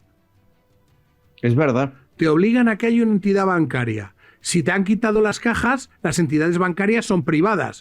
Son entes privados. Ahora dime tú, ¿qué abuelo puede cobrar su pensión en billetes de contar? No existe, amigo.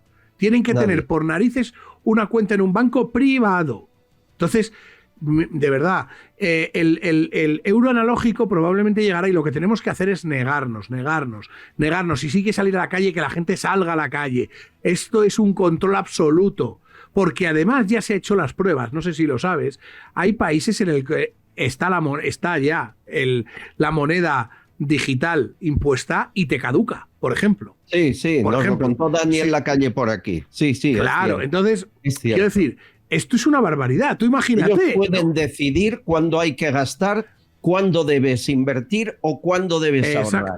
Ellos lo deciden. Es tremendo. Y contra eso hay que luchar todos los días, Albert. Estamos de acuerdo. Desde Filipinas, Enrique dice: amigo Albert, son las 4 de la mañana y no puedo dormir. Me atormenta el pensamiento, el felón que nos gobierna acumulado seguramente más de 1.000 millones en Dominicana y Marruecos. Seguro que no comparte ese dinero ni la mitad de ello con el resto de la población. Calculen cuánto habrá enviado a estos lugares en sus numerosas visitas. Les sigo todos los días. Yo espero que algún día, amigo Enrique, sepamos cuánto tiene y dónde. Porque que tiene me parece que ya está fuera de duda. Cuando todo su entorno, incluido hermano, esposa, ávalos, coldos, sabemos que tienen. Y dónde y por dónde sacaron a través de mascarillas, hidrocarburos. Ahora, la pregunta del millón es, ¿y el número uno qué? Yo estoy contigo, hay que dar ese paso. Pero ayer me decían los tertulianos por aquí, Fran, que no confían ver en un banquillo ni al número uno ni a su esposa.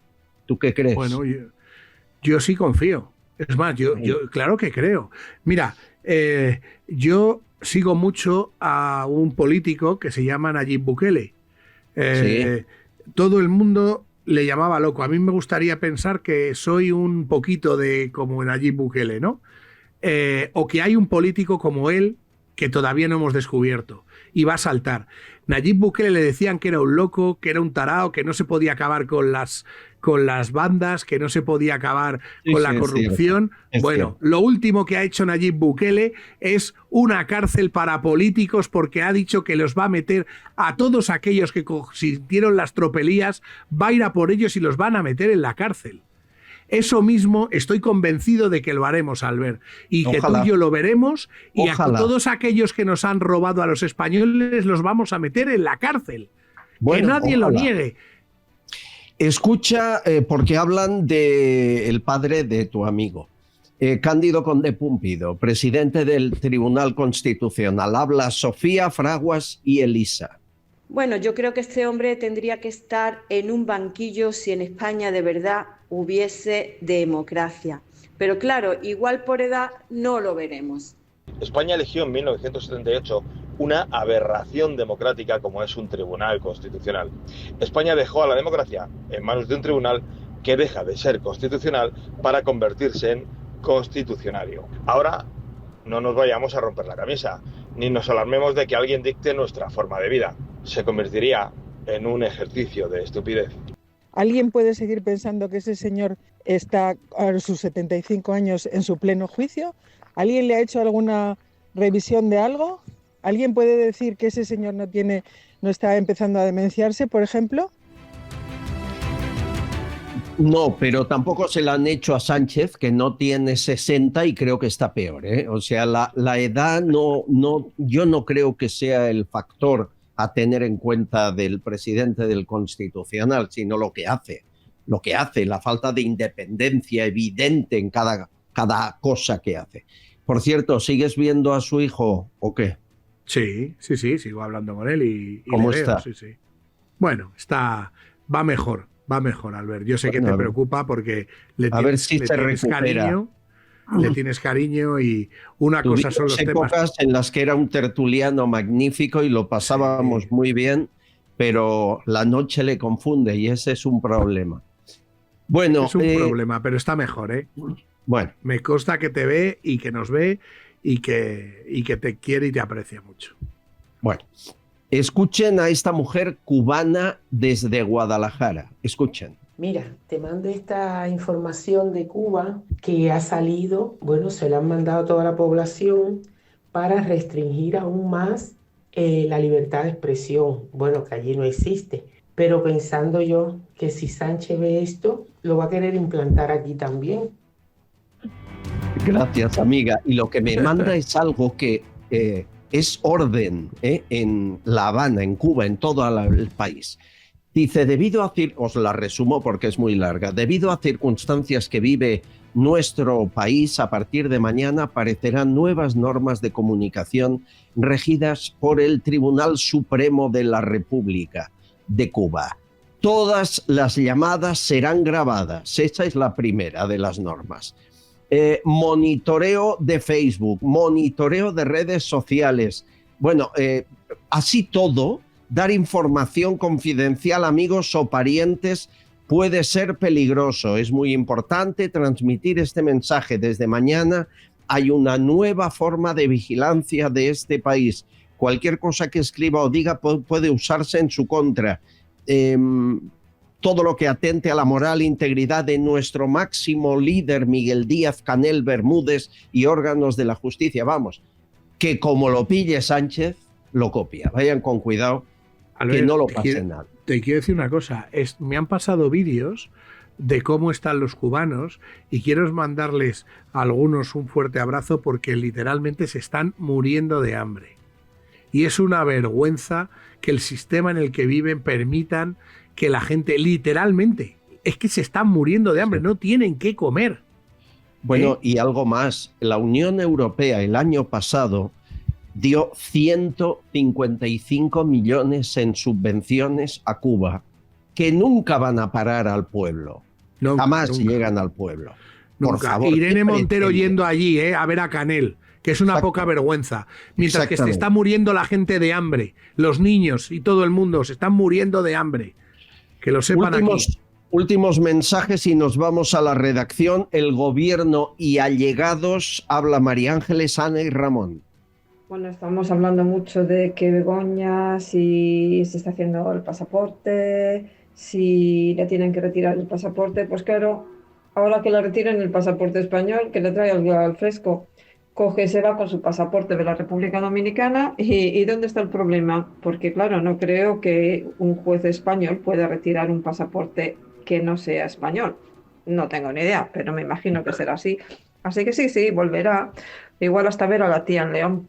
¿No os parece un poco raro que Aldama haya solicitado al juez que le conceda poder ir a Portugal en Semana Santa, creo que unos 4 o 5 días, para un retiro espiritual? A mí es que me parece muy raro, no me huele muy bien, teniendo en cuenta que Portugal es donde hay infinidad de sociedades que han estado creando para toda la trama de hidrocarburos.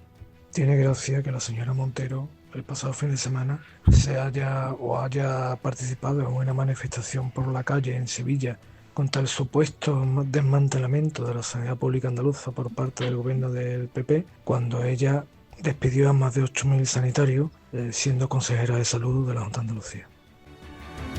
Sí, señor.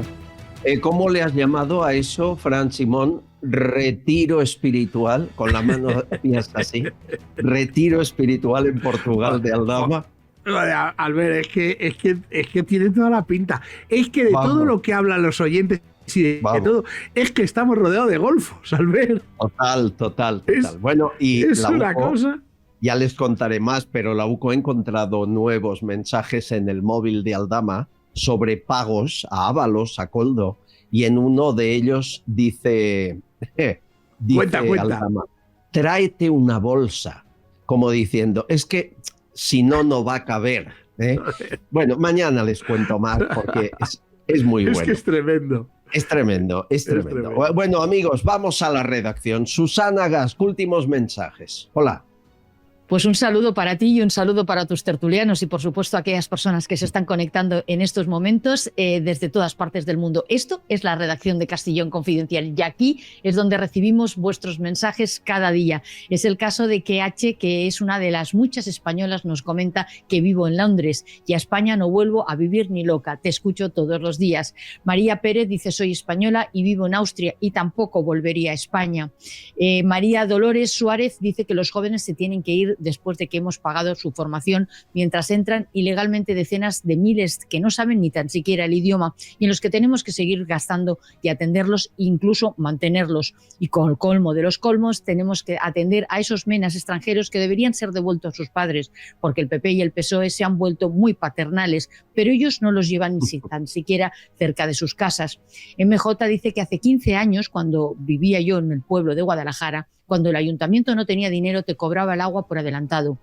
Yo nunca pagué por adelantado, lo peleé. Eso es lo que tenemos que seguir haciendo.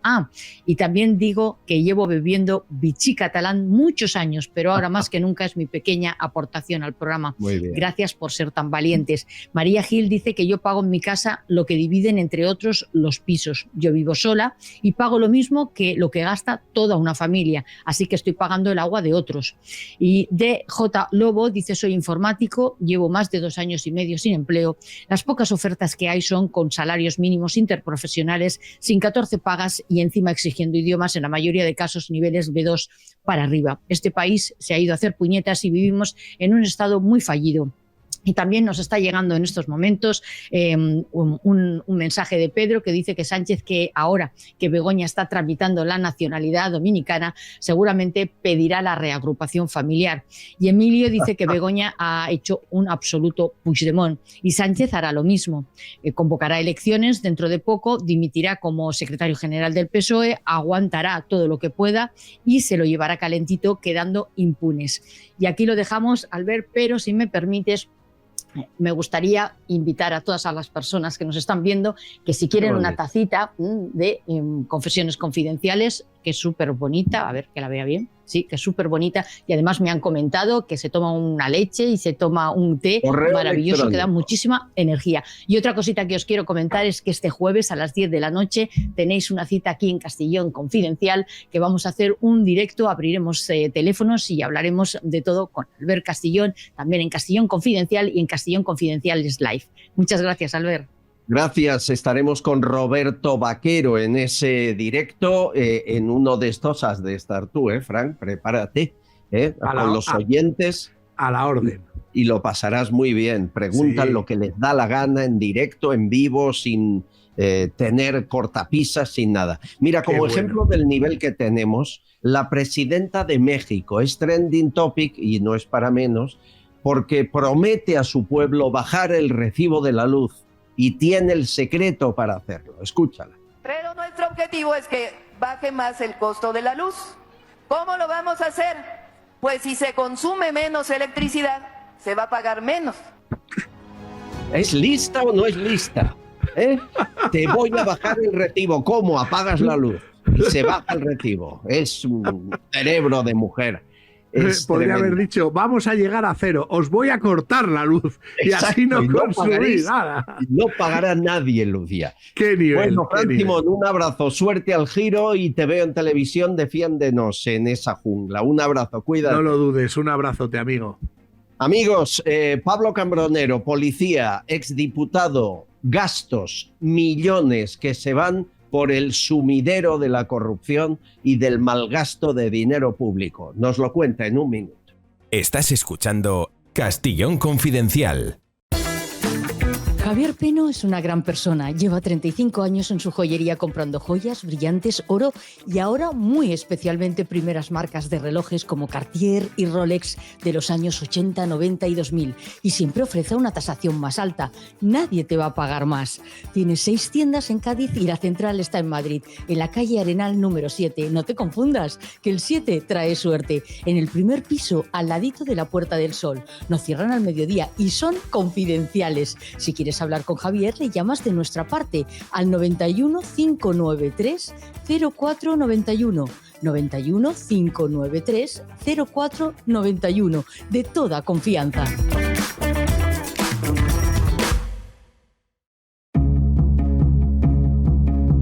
A día de hoy, en Valencia solo se han recibido un 14% de las ayudas que prometió el gobierno para los afectados con las riadas. En La Palma aún hay españoles o no españoles viviendo en contenedores después del volcán y han pasado años.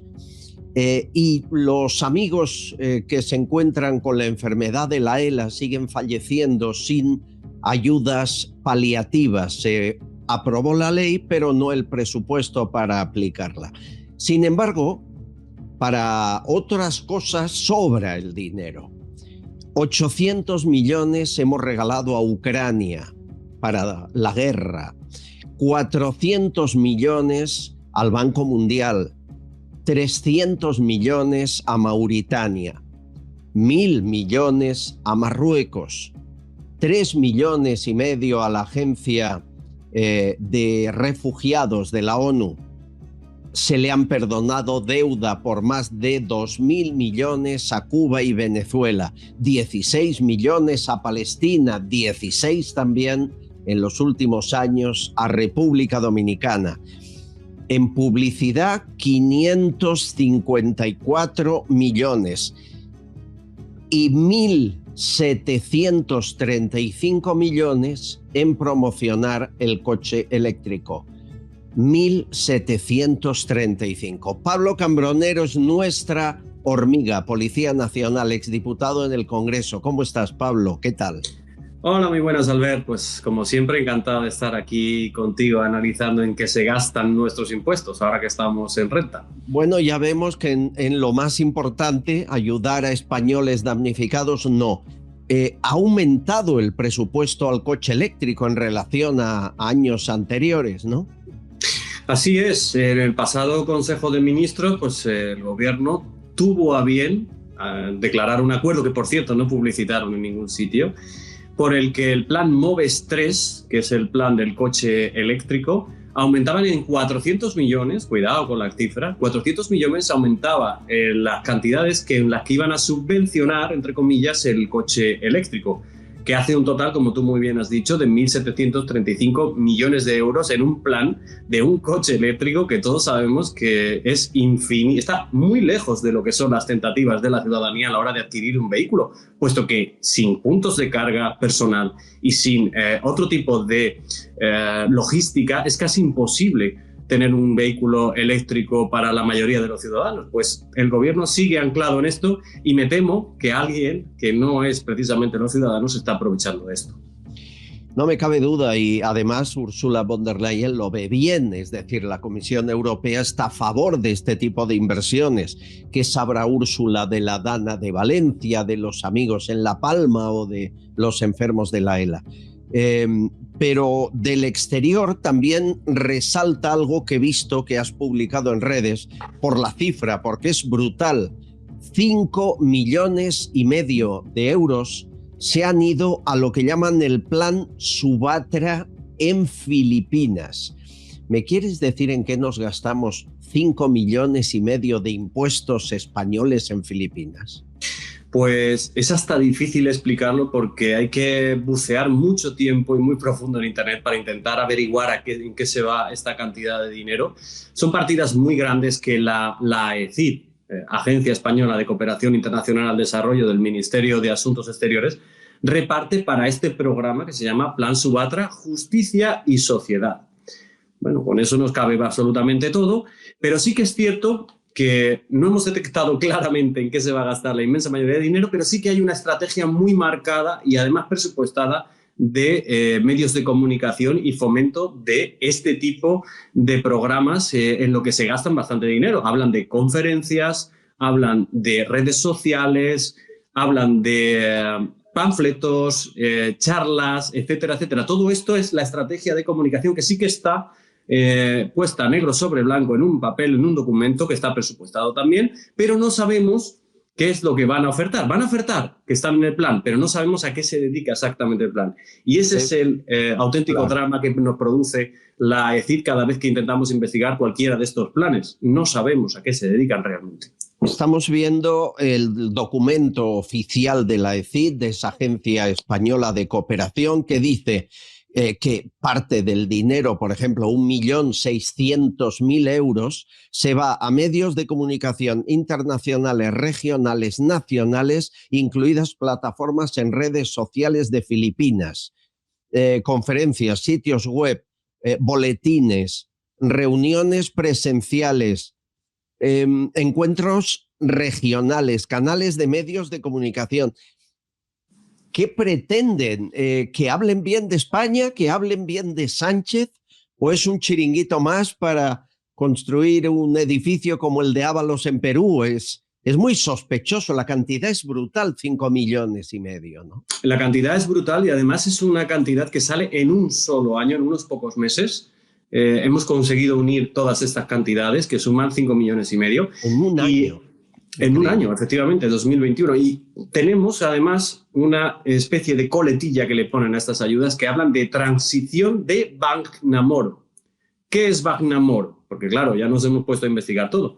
Bajnamor es una zona, vamos a decirlo así, o una comunidad de Filipinas que es la antigua zona musulmana. Y hablan de la transición de esta zona. ¿Transición hacia qué? Puesto que yo no he podido encontrar en internet, y de verdad que hemos buceado mucho, a qué ha transicionado realmente esa zona cuando estamos hablando de que es una zona musulmana dentro de Filipinas para la que va esta cantidad de dinero en un plan que pone justicia y sociedad. ¿En qué se ha gastado? ¿En mezquitas? No lo sabemos, no lo podemos saber. Hay un tal Luis de Velasco que después de publicar tú en redes esta información dice que el Plan Subatra es un programa de ayuda al desarrollo orientado a reducir la corrupción y que contribuye España, Europa y la ONU.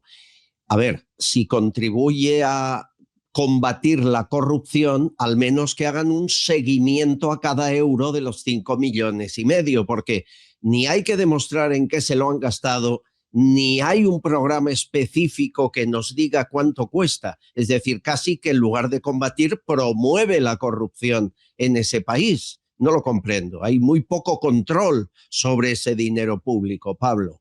A mí siempre me han enseñado que, y creo que es un aprendizaje muy valioso socialmente, que cuando algo es opaco es porque hay alguien interesado en esa opacidad o alguien que está sacando un rédito en esa opacidad. Y desde luego la ECID maneja la opacidad a sus 11 vicios y con una además estrategia en la que nos dan estas grandes titulares, combatimos la corrupción, hacemos un mundo más sostenible, fomentamos la igualdad de género, todo con enfoque de género sostenible, resiliente, pero no hay nada concreto, no hay una factura concreta que nosotros digamos, vale, se ha gastado en esto, ha aprovechado a estas personas que, cuidado, podemos estar de acuerdo o no, porque tú lo has dicho muy bien, en España tenemos nuestras propias necesidades que no son pequeñas, pero independientemente de eso, si encima tenemos toda esta opacidad, evidentemente nos invita a pensar mal y a acertarás. La última, la guinda del pastel, Pablo, la publicabas hace unos minutos. Lo voy a leer textualmente. Convocatoria instrumental para Paraguay.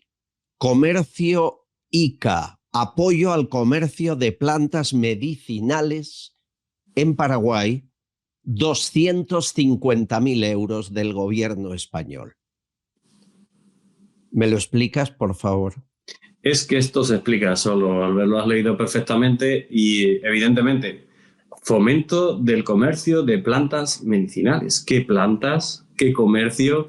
¿Qué tipo de fomento de esa cadena de valor supone que nosotros tengamos que entregar 250.000 euros? ¿qué hemos hecho con esos 250.000 euros? ¿Cómo ha beneficiado a los paraguayos que se dedican a las plantas medicinales?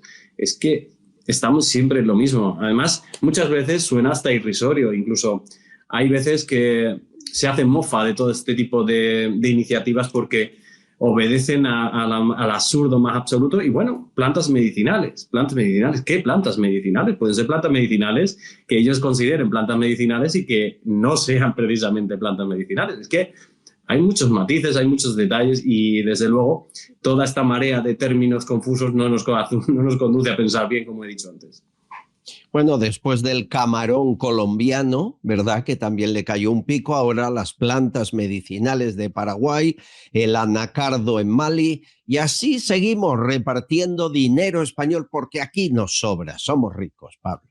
Esa es la cuestión, no te has dado cuenta de que somos ricos, ¿eh? Sí, lo que me temo al ver es no solo que no seamos ricos, sino que además todo esto son estrategias en red que lo que hacen es beneficiar a personas que poco tienen que ver con la cooperación internacional al desarrollo. Al menos esas han sido mis sospechas desde septiembre, que empezamos con el análisis de todo este dinero internacional. Pues desde luego en ya 7-8 meses no hemos conseguido despejar ni una de las dudas que teníamos, sino al contrario, aumentar y mucho, y además de una forma bastante potente, las sospechas que teníamos. Pablo Cambronero, cada semana con la lupa analizando documentos públicos. Es nuestro dinero y lo regalan a manos llenas. Al menos derecho a pedir explicaciones. Pablo, un abrazo, muchas gracias. Un abrazo enorme y aquí seguiremos informando y cabreando al personal. El primer paso para cambiar las cosas es indignarse al conocerlas. Sí, señor. Un abrazo fuerte. Un abrazo. Y no se olviden que mañana tenemos directo, que es jueves, 10 de la noche, 9 en Canarias. Hablamos de lo que quieran, línea abierta y teléfonos abiertos. Y como invitado Roberto Vaquero, el líder de Frente Obrero. Ya es hora de hablar de la inmigración y de lo que quieran, de qué pasa con la izquierda en este país, de dónde está el patriotismo que existía por parte de ideologías de izquierda y que parece se ha difuminado. Lo que quieran preguntarle a Roberto Vaquero este jueves 10 de la noche, invitado especial, y además él estará un ratito, luego se va a Horizontes y luego hablamos de lo que quieran, línea abierta para comentar cualquier actividad que les parezca y preguntar lo que deseen. Hay mucha gente que estos días nos pregunta sobre qué pasa con Begoña Gómez, ¿no? Después de la exclusiva del programa que creemos, y según nuestra información es veraz, está nacionalizándose dominicana y además por la vía de urgencia. ¿Qué significa? ¿Cómo lo explicamos? ¿Qué más se puede aportar? Hablaremos de ello también. Jueves 10 de la noche. Bueno, y fotos. Me han mandado fotografías preciosas. Muchas gracias, Miguel, por esta foto de llavero del programa. Todo el mundo que nos pide una taza, la voluntad, intentamos regalarle uno de estos llaveros que hace gente de Valencia afectada por la riada y que además son preciosos y los hace muy bien. Ya les hemos hecho un par de pedidos y más pediremos porque son magníficos. Gracias, Miguel. Vídeos, me mandan ustedes cada cosa. Isabel, la feria de abril ha empezado.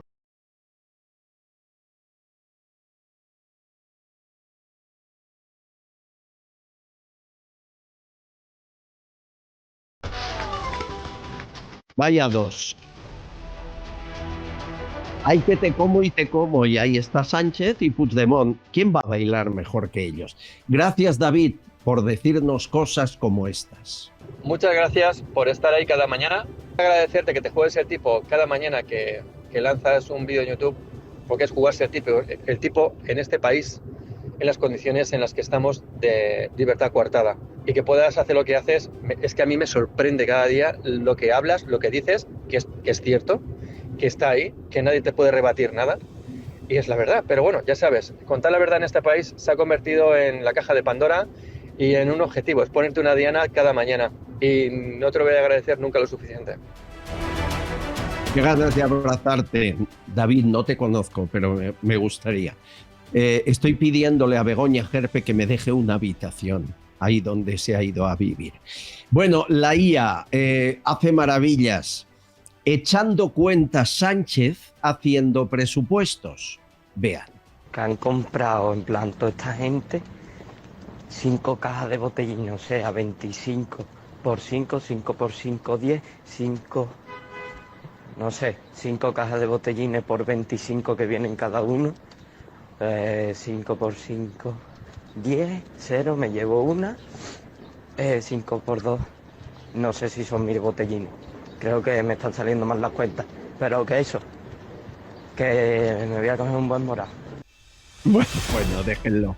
Es así hace los presupuestos Pedro Sánchez, ¿eh? Bueno, y Donald Trump es que en un chiringuito de Málaga triunfaría. Fíjense lo que me manda Jorge.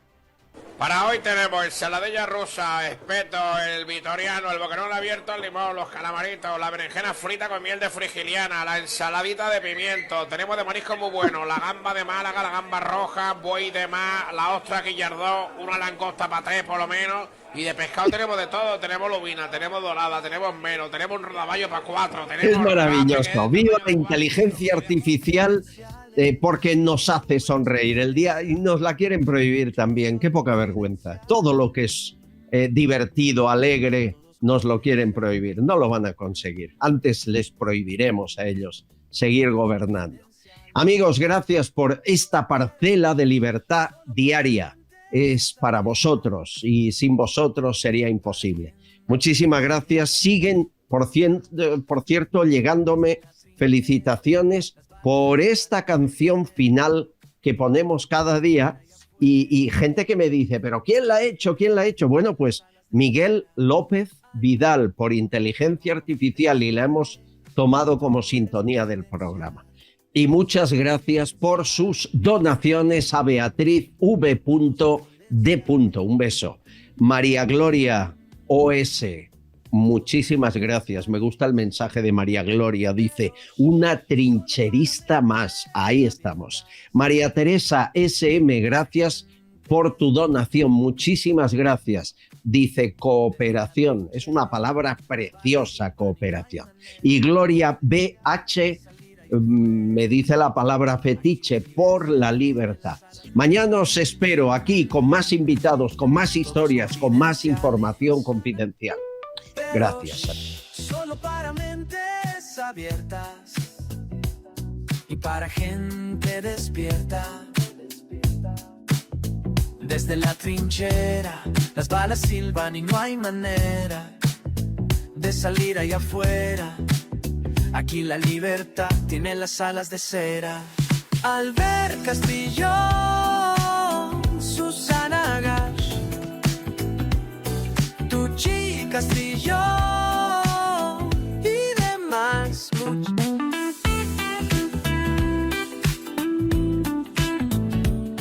Castillón Confidencial, de Albert Castillón.